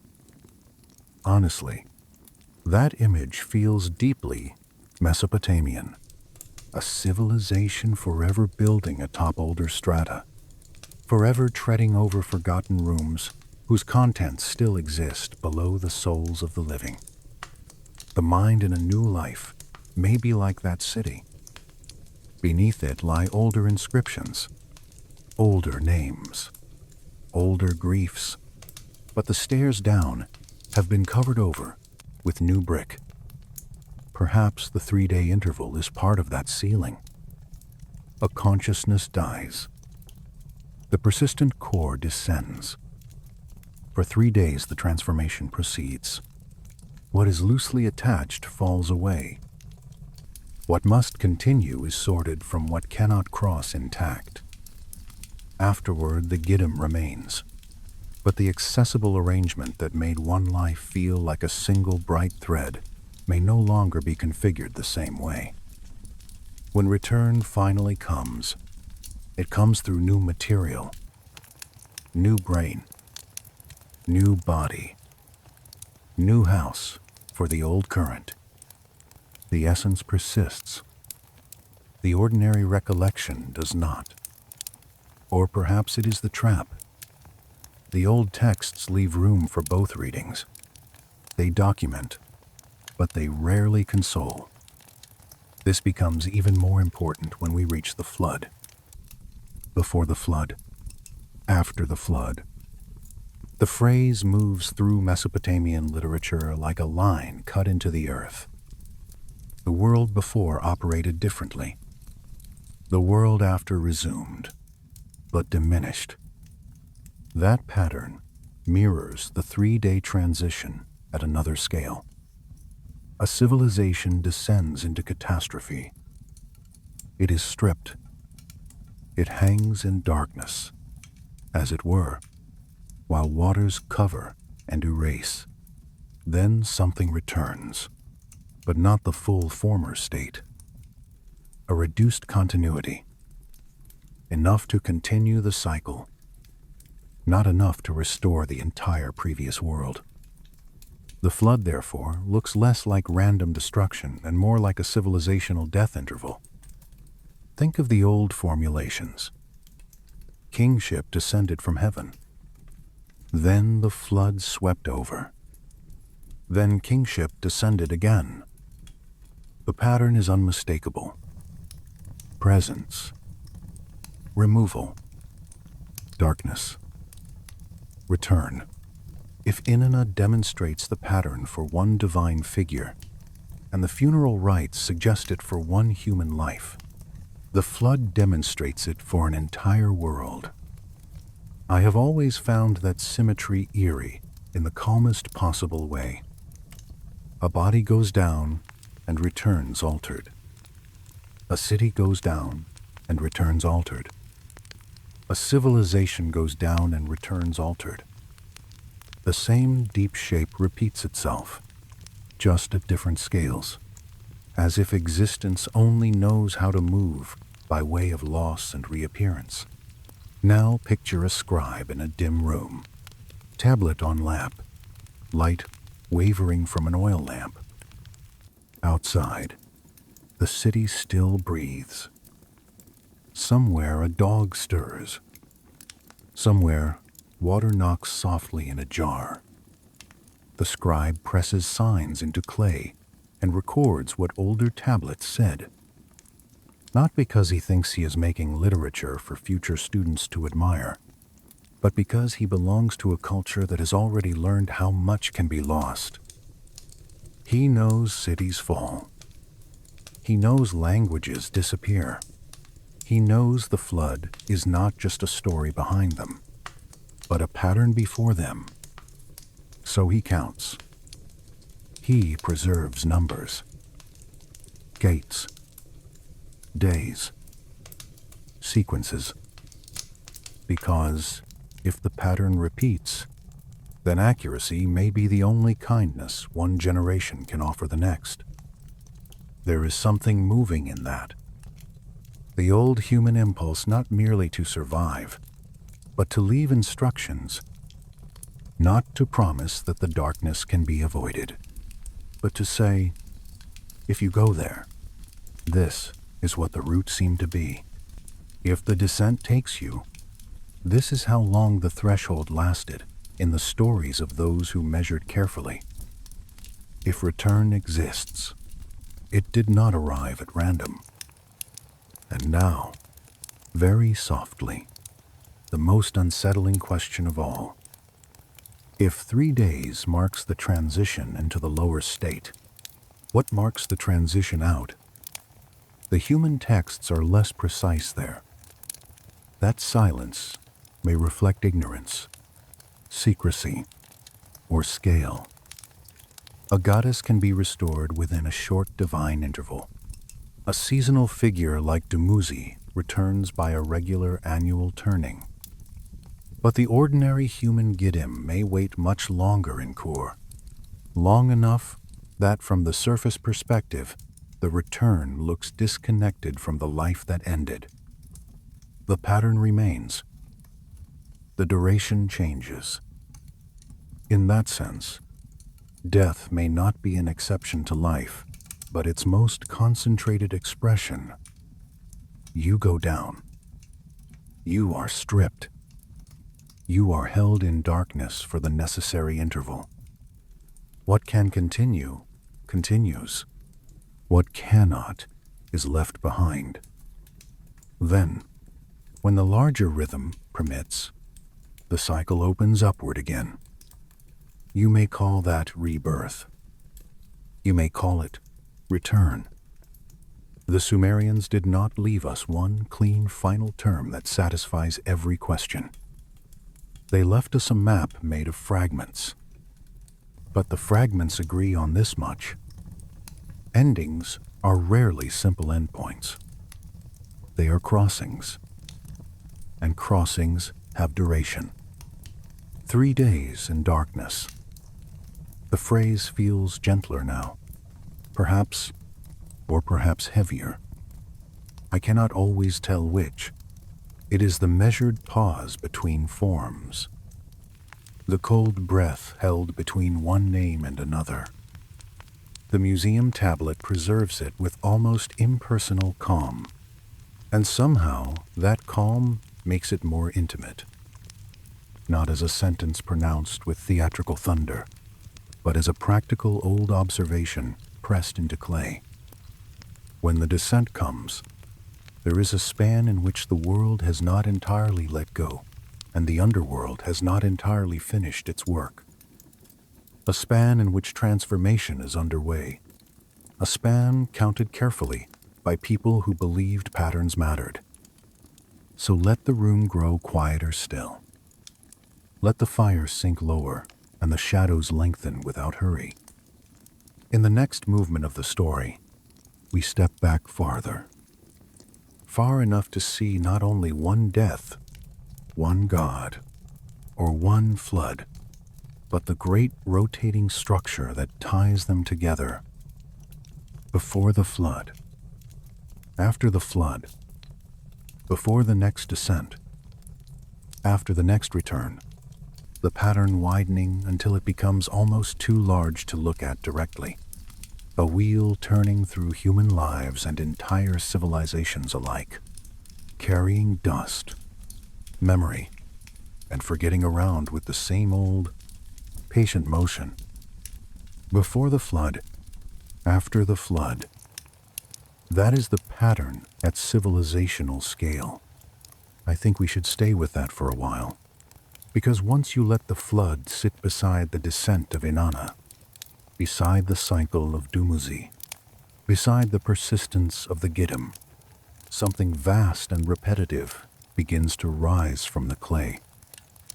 Not a single myth, not several unrelated myths. One shape appearing again and again, like the same waves seen in a bowl of water, a river bend, and the sea. A thing exists. It grows. It reaches fullness. It becomes unstable or excessive. A catastrophe comes. Something essential survives. Then the thing returns in altered form. That is Inanna. That is Dumuzi. That is the king list. That is the flood. And, if the old interpretation is right, that is you. The flood accounts are often treated as origin stories for later traditions, and of course they are. But inside their own Mesopotamian world, they behave less like singular origins and more like remembered reset points. Humanity had already existed. Cities had already existed. Kingship had already descended. The world before the waters was not blank. It was crowded with long reigns, old cities, accumulated order. Then the flood swept over. Then the pattern resumed. Resume is the important word.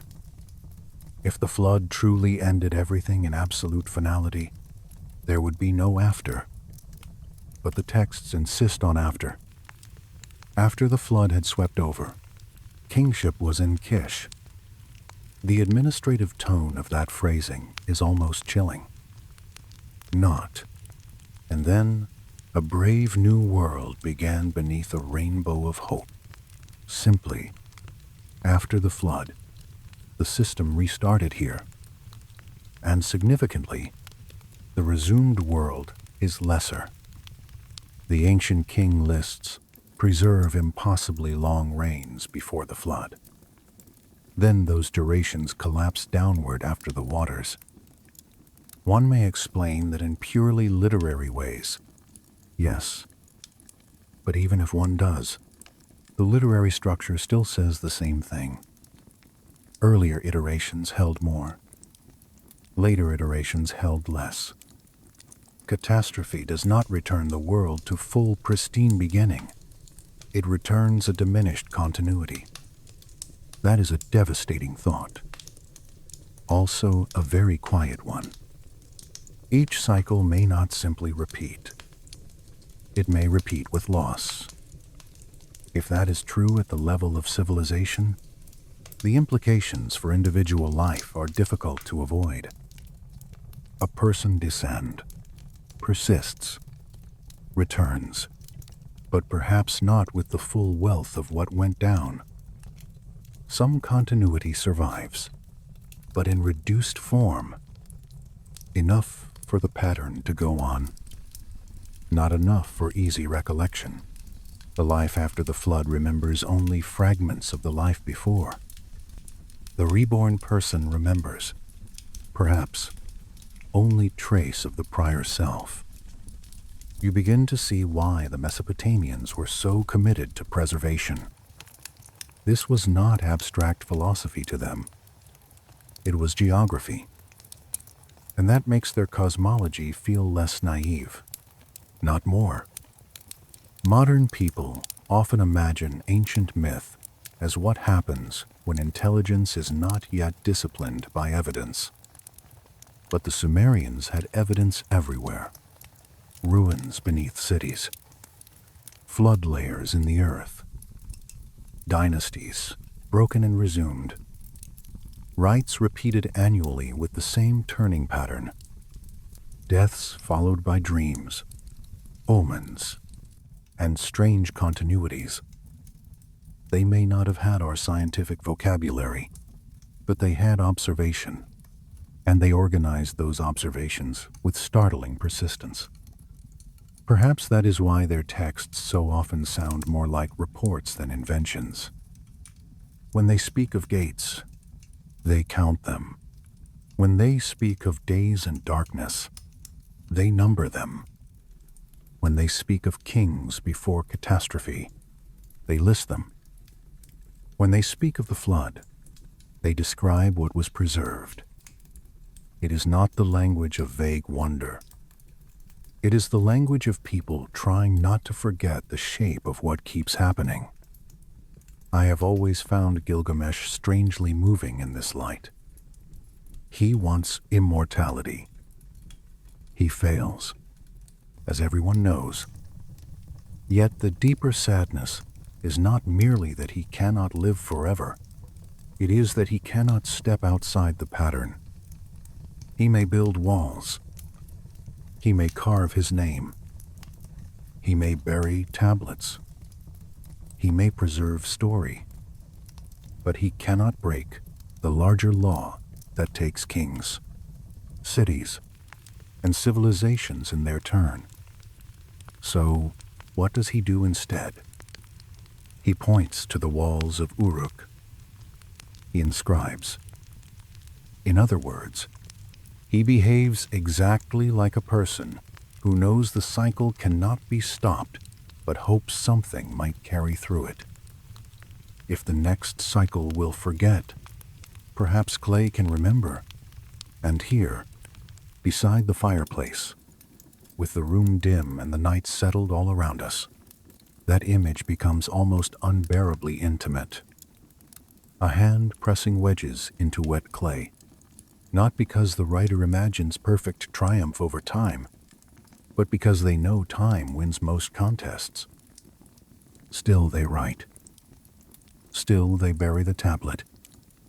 Still they leave the pattern waiting for whoever comes next. That is the gesture we inherit. Now let us widen the circle one last little turn. The pattern seems to repeat at every scale. Day descends into night and returns to light. The moon wanes into darkness and returns. Dumuzi descends and returns. The dead descend and perhaps return. Kingship descends. Catastrophe sweeps over.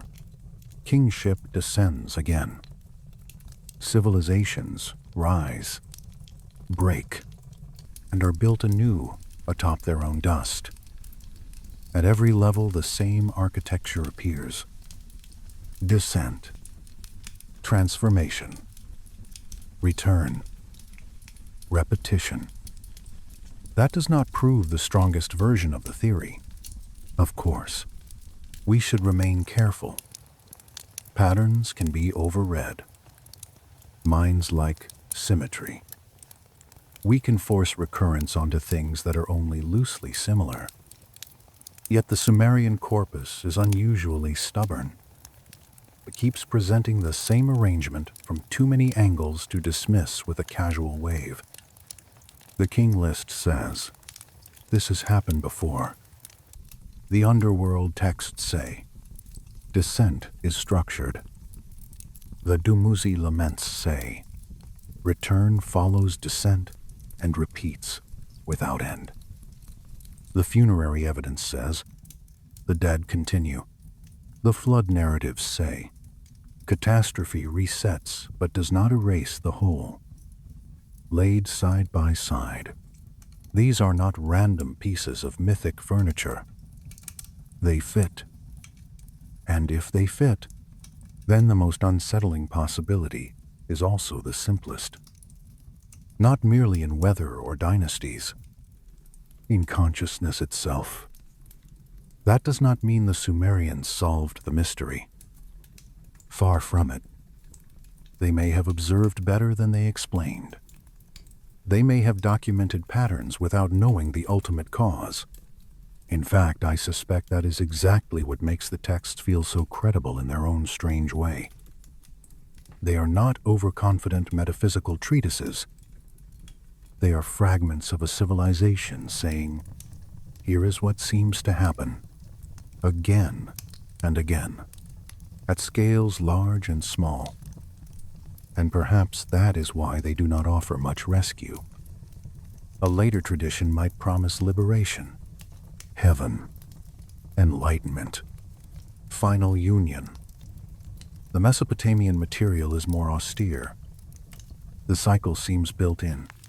The mechanism does not pause to ask your opinion. It turns. One may work within it. One may preserve memory against it. One may mourn, celebrate, and perhaps learn to recognize its signs. But stepping completely outside it is not clearly offered in the surviving texts. That may be the darkest part. Also, strangely, the calmest. Because once you stop expecting the old tablets to hand you an escape hatch, they begin to speak more clearly. They are not maps to freedom. They are maps to structure. They tell you where the thresholds are, how the world seems to operate, what repeats, What returns? What is lost? What survives? There is dignity in knowing the shape of the wheel even if you cannot halt it. Outside the imagined museum vault. Outside the city of old kings and buried courtyards. Outside even the flood layers and the ancient river breath. There is always the present moment. The fire settling into red coals. The room cooler than it was an hour ago. Your own breath moving in and out with no need for theory at all. That too matters. Maybe the most. And perhaps that is the deepest Sumerian inheritance. Not certainty, but attention. They watched carefully. They counted. They preserved.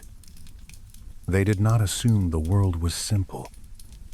They suspected that what seemed like endings might hide resumptions, and what seemed like resumptions might carry the wounds of older endings inside them.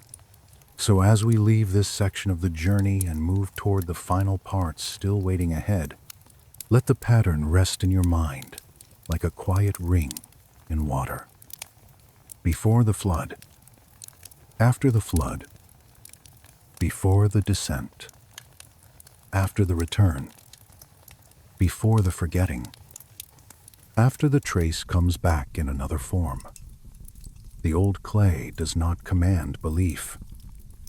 It asks for notice. Notice how often existence resembles a wheel. Notice how often what is buried is not gone. The Sumerian scribes may have been wrong. They may have mistaken poetic rhythm for cosmic law. We should never pretend certainty where there is none. But if they were right, even partly right, then the pattern is larger than any one grief, any one body, any one civilization. It is turning through all of them, carrying the same old sequence of loss and reappearance through forms that think themselves new. And somewhere below all names, below all walls, below all the layers of brick, ash, flood clay, and sleep, the system waits with the patience of stone. Gates, dust, records, darkness. Return. The motion continues whether or not the living understand it. The scribes understood enough to write it down, enough to hope that after another fall, after another forgetting, after another long dark stretch, someone might unearth the clay, read the wedges, and feel that faint unsettling recognition that maybe this is not the first time the pattern has been seen. Maybe not even the first time it has been read. And that thought, quiet as it is, leads us gently onward toward the last stretch of the story, where dust and memory stand side by side and the question grows softer, not louder, not, can the cycle be proven beyond doubt? But if the pattern really does repeat, what exactly is carried through it, and what remains waiting in the dark for the next return? Dust and memory belong together. That may be the gentlest place to begin this last movement before the ending. The old tablets survived because clay remembers in a way flesh does not. Flesh warms, errs, breaks, returns to dust. Clay can sit in darkness for thousands of years and still hold the pressure of a human hand.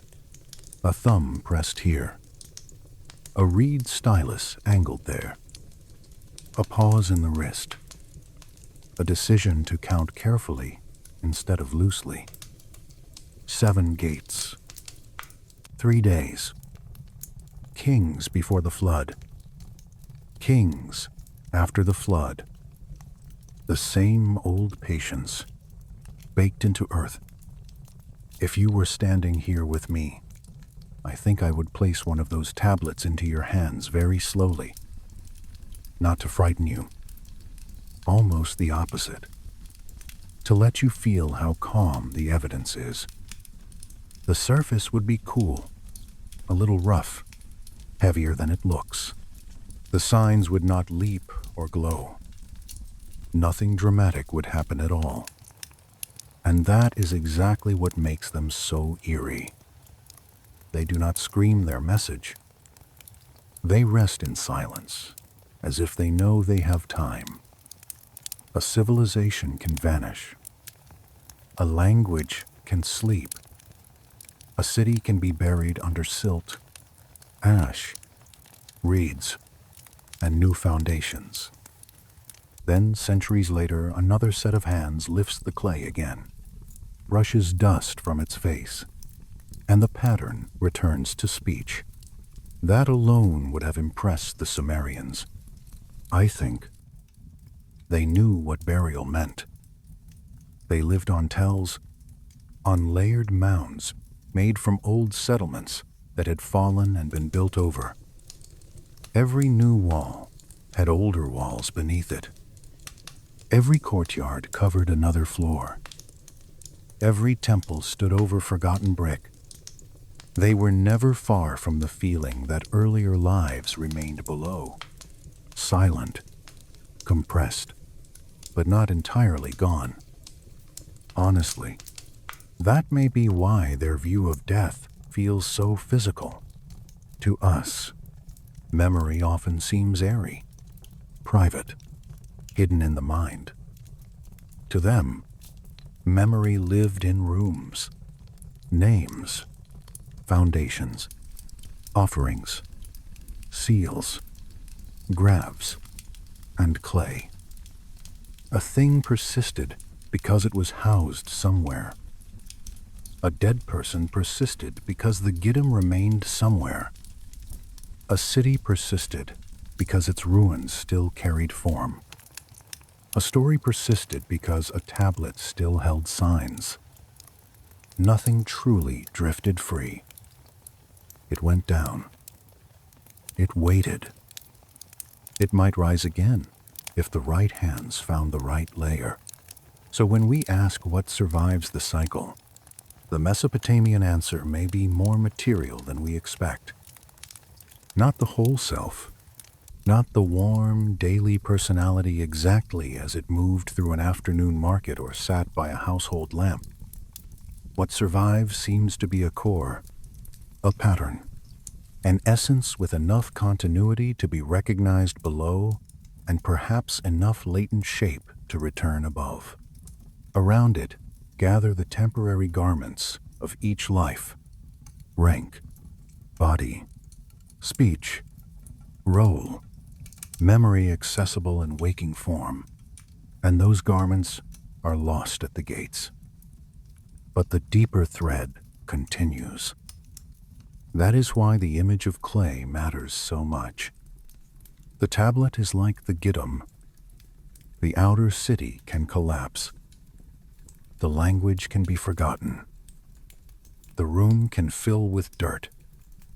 Yet something remains impressed in the hidden material, waiting not for magic, but for the right conditions of return. The text does not cease because no one can currently read it. It waits in unread form. In much the same way, perhaps, the deeper continuity of a life may wait in unremembered form, not gone, not accessible, resting in darkness until the cycle allows another emergence. This is where the metaphor becomes almost too perfect, which means we should handle it carefully. Still, the parallel is difficult to ignore. The Sumerians buried records in foundations. They placed names with the dead. They preserved formulas, king lists, laments, and descent narratives against the certainty of future loss. They behaved like people who believed forgetting was normal and remembrance had to be engineered. That is such a human thing to do. A king cannot stop death, so he inscribes. A scribe but cannot stop the flood. So he copies. A family cannot keep a loved one from descending. So they speak the name, bring offerings, tend the grave, try to keep the thread from thinning beyond recognition. And in all of this, dust is never just dust. Dust is archive. Dust is storage. Dust is what covers the thing that may later be found again. Whole. The underworld itself is full of dust in the old descriptions. The dead eat dust. The halls are dim. The air is still. That sounds bleak, until you remember how many things in Mesopotamian life waited in earth before returning. Seeds waited. Buried objects waited. Water waited beneath cracked ground.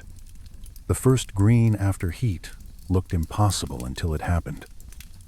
Perhaps Kur is terrible. Yes, but perhaps it is also a storehouse. A place where continuity remains in reduced form until the upward motion begins again. You know that feeling when you find an old note in a drawer and for 1 second a version of yourself you had forgotten becomes vividly present. Not fully. Not enough to restore that lost year or that lost room, but enough to prove the person was real and not entirely erased. The tablets create that feeling at civilizational scale. They are little shocks of return, not total resurrection, not full recovery, but enough to say, this was here. This mind existed. This pattern was seen once and written down. That may be the kindest way to think about memory in the cycle. Not as a perfect archive you consciously carry from life to life, but as something more buried and intermittent. Most is lost to the upper mind. Yet now and then, through dream, through strange recognition, through unreasonable familiarity, through fears or loves that seem older than their causes, a bit of deeper continuity taps on the floor from below. A wedge mark under the dust. A name not fully forgotten. A sensation of having passed this way before. The Sumerians do not romanticize that. They never become sentimental for long. Their world is too practical. They record troublesome ghosts as readily as beloved dead. They acknowledge that what returns from below may comfort or disturb depending on circumstance. That honesty makes them more trustworthy to me. They are not selling a lovely afterlife. They are documenting a difficult continuity. And difficult continuity is still continuity. By this point in the journey, the largest question has grown very quiet. Not, can we prove every detail beyond doubt? We cannot. Not, did the Sumerians possess final metaphysical truth? They did not claim such grandeur. The quieter question is whether they noticed a real structure that later ages blurred under philosophy, doctrine, and wishful certainty.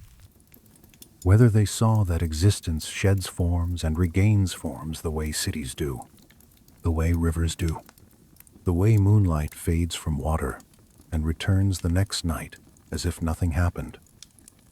Outside, somewhere beyond the fireplace room we have imagined together, there is always another evening, lowering itself over another city. Lamps click on. Voices sink. Floors cool by degrees. People set down the burden of their names for a few hours and enter sleep. That small rehearsal of descent we perform without protest. We do this every night and accept the return each morning as ordinary. Perhaps that is why the larger cycle remains so hard to see. We are inside 1,000 small repetitions already. They soothe us, so we overlook the greater wheel they resemble. The Sumerians did not overlook it. They saw the returning shepherd. They saw the flood reset. They saw kingship descend again. They saw the dead remain somehow present. They saw the same deep design under heaven: city, ritual, and grave. Then they too descended, as all record keepers do, leaving their clay in darkness.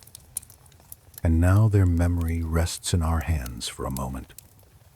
A brief lifting from the dust.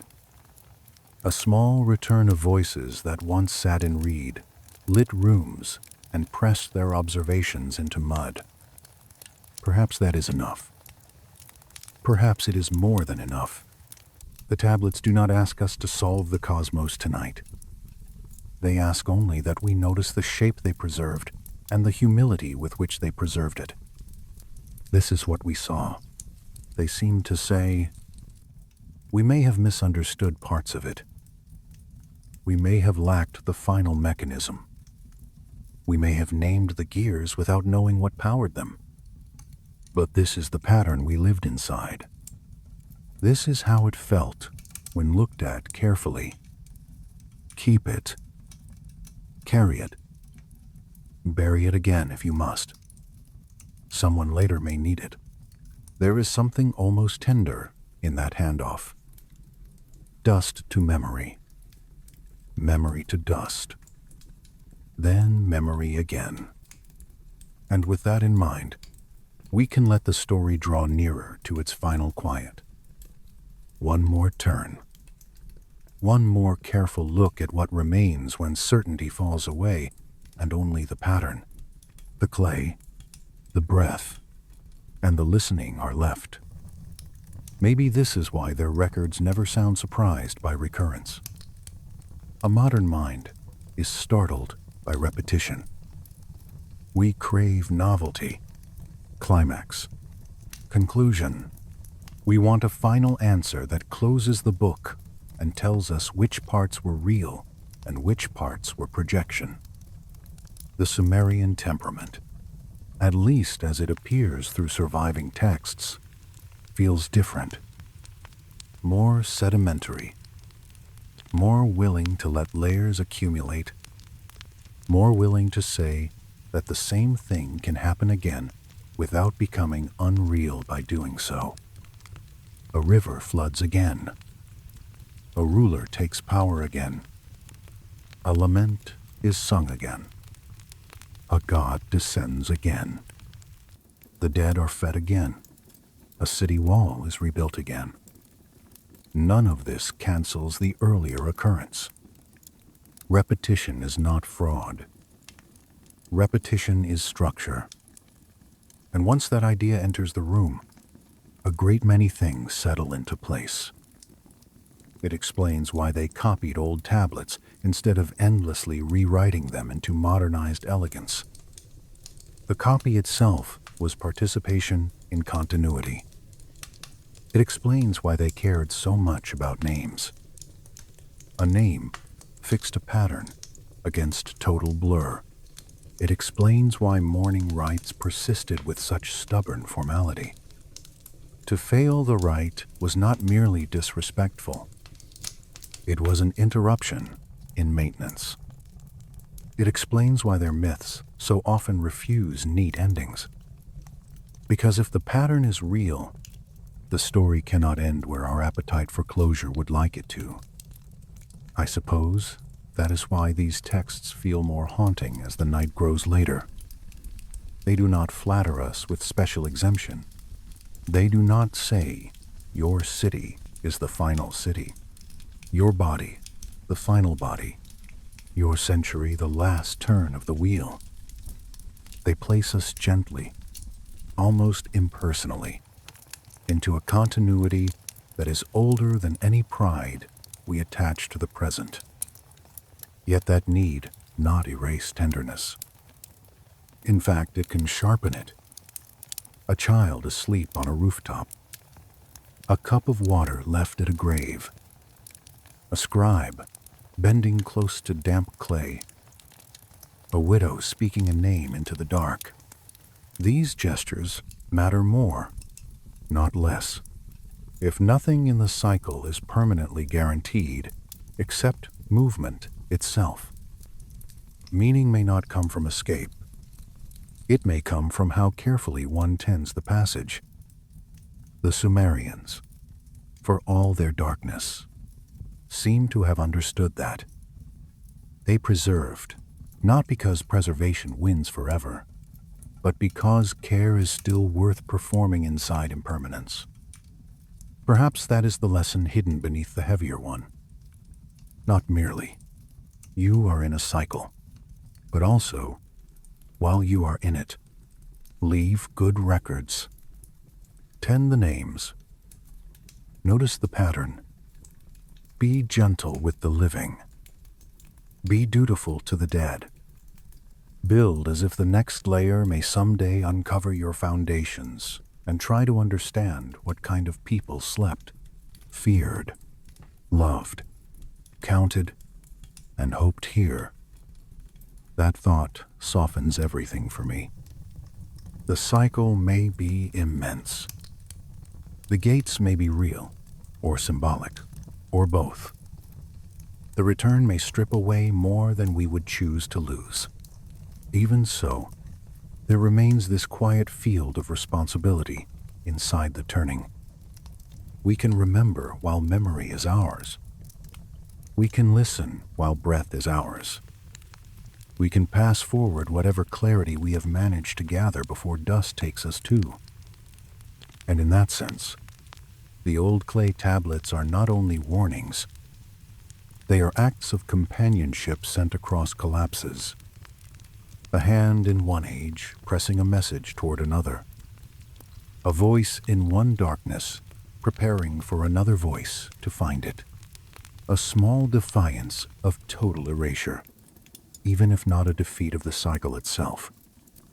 That may be the most human thing in the whole archive. So now we arrive at the quietest threshold. Not the first gate. Not the flood water lifting. Not the hook in the underworld hall. Only this late hour, this dim room, this slow gathering of everything we have touched. Clay, kingship, descent, the Giddim, the shepherd who returns, the great reset, the long diminishing arc from before the flood to after it. All of it has been circling one soft, terrible possibility. That existence may not be a line at all. That it may be a wheel. If the Sumerians were wrong, then the wheel is only an old human dream pressed into earth. A beautiful and unsettling one. Yes, but finally no more than that. We live once. We vanish once. The tablets become artifacts of longing and pattern seeking, and the silence after death remains truly silent. If they were right, even partly right, then every one of us is moving through a structure older than history, descending and returning with no lasting memory of the passage. In that case, these texts are not imaginative relics, but field notes from early observers of a system we still inhabit. They are small lamps left burning in an underground corridor. The honest thing is that we do not know. That uncertainty should not be treated like failure. It is the correct mood for old things. The tablets do not yield themselves in perfect modern clarity. They come in fragments, broken edges, variant copies, damaged lines, competing interpretations. The surviving evidence is enough to reveal pattern, but not enough to end all argument. I actually trusted more because of that. A total answer would feel suspicious. Real archives rarely hand us neatness. Instead, they hand us convergence. Different texts, different centuries, different cities, and still the same basic architecture. Descent, stripping, duration in darkness, return under conditions, cycles in kingship, cycles in agriculture, cycles in civilization, persistence of the dead, preservation through catastrophe, repetition without final release. This is what remains after the dust is brushed away. And here, perhaps, is the smallest comfort the old clay offers. Even if the cycle is real, even if forgetting is built into it, forgetting is not the same thing as nothing. The path back may erase conscious recollection, but it does not necessarily erase continuity. Something persists strongly enough to suffer, to wait, to return, to be named, to be provisioned, to be feared, to be mourned. The Sumerians called that something the Giddim. They treated it as ordinary fact, not fantasy. That matters, because modern people are often left between two cold options. Either a complete extinction of self, or a sentimental story too polished to be believable. The Mesopotamian view is stranger and rougher. It allows endurance without simple comfort. It allows continuity without guaranteeing that the person who returns will remember the person who descended. It is harsher than paradise, but gentler than absolute obliteration. It says, perhaps you continue, but not in the tidy way your pride might prefer. There is humility in that.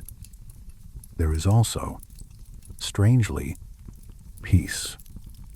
Think of the moon for a moment, not as metaphor alone, but as one of the old observed rhythms that taught these people how to think. It swells, fades, disappears into darkness, returns. We call it the same moon throughout, even though what is visible changes radically. Identity persists through phases that would look like ending if you saw only one night in isolation. Perhaps a life is like that. Perhaps many lives are like that. Perhaps what the Sumerians documented was simply the deepest version of an already obvious truth. That continuity and change are not enemies. The same thing can vanish and return altered without ceasing to be itself at some harder-to-reach level. Of course, maybe not. Maybe dust is only dust, and memory only chemistry. We should leave that possibility intact. The old texts deserve honesty, not devotion forced upon them. Yet even if one chooses the skeptical reading, the tablets still teach something essential. They show how ancient people faced repetition, catastrophe, mortality, and uncertainty without turning away. They counted carefully. They recorded what they saw. They built preservation into their culture because they understood how fragile continuity can be. That, at least, is undeniably real. A city falls. Someone hides a tablet in a foundation. The language dies. Someone centuries later learns to read it again. A person descends into grief. Another person leaves bread, water, name, care. A civilization forgets. A museum drawer opens. A voice vanishes. A pattern remains. That is not nothing. That is almost everything. I think that is why the final image that stays with me is not the most dramatic one. Not the flood at its height. Not Inanna hanging in the dark. Not demons dragging Dumuzi downward. It is quieter than that. A tablet resting in controlled darkness under a museum roof. A little rectangle of earth with signs on it. Patient beyond belief. Carrying an old mind through empires. Religions. Wars. Excavations. Translations. Arguments. Disbelief. Fascination. And into this room with us now. The clay waited. Maybe that is the final lesson. Not that every mystery can be solved, but that some truths, or possible truths, survive long enough to be met if they are stored well and approached gently. The Sumerians may have been trying to do exactly that, to store a difficult pattern inside durable matter, to make it last beyond their own collapse, to tell whoever came later, this is what the shape of things looked like from where we stood. And now it has reached us. What you do with it is yours.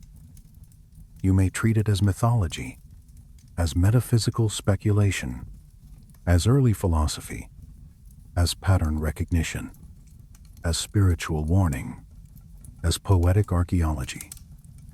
You may believe the cycle is literal, or you may admire the architecture without surrendering to it. The tablets do not force the choice. They only offer the structure. Still, there is one question that lingers after all the others quiet down. What if you have felt this pattern before? Not in doctrine, not in a book, not in a lecture or argument. I mean in the body. In the strange familiarity of certain places, in dreams that feel inherited, in grief that arrives older than the event that triggered it, in the sense, impossible to justify, that some losses are repeats and some returns are not quite new. The Sumerians would not have found that ridiculous. They might have said that the deeper self knows more than the waking self can hold. That the Giddim carries marks the upper mind cannot read clearly while embodied. Perhaps those marks are all that remain to us here above, faint impressions from crossings we do not consciously remember, little wedge-shaped traces in wet clay before the surface hardens again. The fire has burned lower now. The room is quieter. The story has carried us as far as it can without pretending certainty it does not possess. The old cycle stands where it has always stood, patient, impersonal, almost tender in its consistency. It may be the machinery of rebirth. It may be the poetry of a people surrounded by ruins and seasons and graves. It may be both at once, because reality sometimes first appears to human beings in the shape of story, before anyone has language precise enough to call it mechanism. I have always liked that possibility. That ancient myth is not childish error, but an early instrument, sensitive enough to register something real before theory arrives. A reed trembling before the storm can be mapped. So let us end where the tablets themselves seem to end, not with resolution, but with preservation. The signs remain. The pattern remains. The argument remains. Dust keeps what it buries longer than we think. Memory keeps less than we want, and perhaps more than we know. Somewhere beneath old cities, below museum floors, below even the level of conscious recall, the patient architecture of descent and return may still be waiting, functioning, repeating, turning through lives and ages with the same quiet regularity that once taught Sumerian scribes to count gates, count kings, count days in darkness, and trust that what vanished might not be finished. For tonight, that is enough. You do not have to solve the underworld before sleep. You do not have to decide with perfect confidence whether the wheel is real. You only have to rest beside the possibility for a little while. Let it settle like dust. Let it soften rather than sharpen. Let the old river breathe in the dark. Let the buried tablets remain where they are, cool and silent, holding their patient shapes. Let the kings go back to their lists. Let Inanna pass her gates. Let Dumuzi keep his season. Let the dead keep their names a little longer. Let memory and forgetting sit beside one another without fighting. And if the pattern is real, it will still be there tomorrow. If it is not, this moment is still precious. Either way, the night has done its work. The fire has thinned to ember light. The room has become all hush, candle breath, and the smallest sounds. We can leave the gates closed for now. We can leave the dust undisturbed. We can let the old clay rest in darkness and let your own thoughts settle into stillness. Soft as ash, slow as river water, dim as lamplight on ancient brick. Before we fall fully silent, there is one last image I want to place beside you. Imagine the British Museum long after visitors are gone.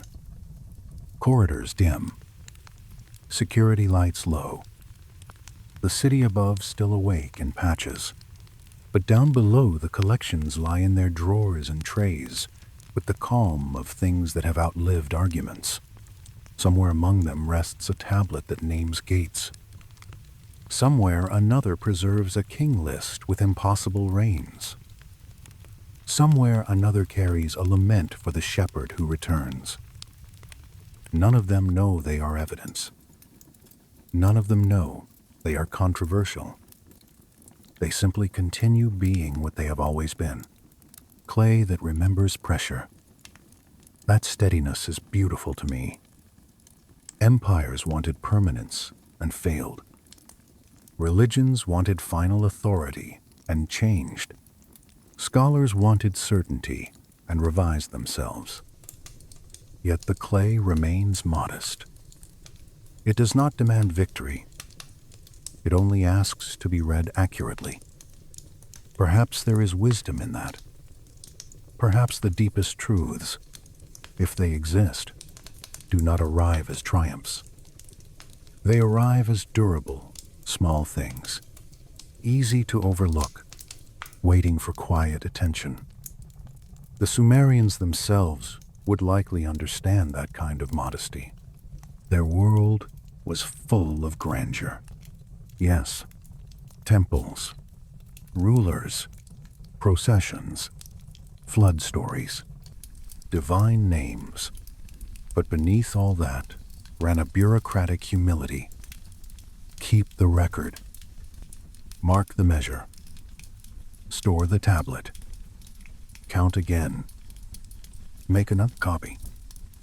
Preservation was not glamorous work. It was repetitive, careful, almost sleepy. And yet without it, nothing crosses from one age into another. Maybe that too mirrors the cycle. Grand lives end. Quiet acts carry forward. A person may not escape the descent. A city may not escape the flood. But someone can still place a name where it may survive. Someone can still leave offerings. Someone can still make a copy against forgetting. Someone can still speak softly to the next age and say, "This is what we thought we saw when we watched closely." I like to think that is what we have been doing here as well. Not solving the whole mystery, just holding the fragment carefully enough that it does not slip back into darkness unnoticed. For one evening, At least, the old pattern has had company. A listener. A witness. Another human mind sitting beside firelight and giving ancient clay its due. There is a kind of reverence in that, though not the loud sort. Just patience. Just attention. Just the willingness to let difficult old ideas breathe without forcing them to become either doctrine or joke. And now the hour is late enough that even questions begin to grow tired. They loosen their grip. The wheel, if there is a wheel, can turn without our supervision. The dead, if they persist, can keep their roads. The kings can remain in their columns. The flood can recede once more into old silt. The tablet can cool in its box. And you can let the mind soften its hold on all of it. No judgment. No final verdict. Only the fading warmth of the room and the old, almost inaudible invitation that runs through the entire archive. Observe gently. Remember what you can. Accept that some things are buried for a while before they return. That is enough wisdom for one night. Good night.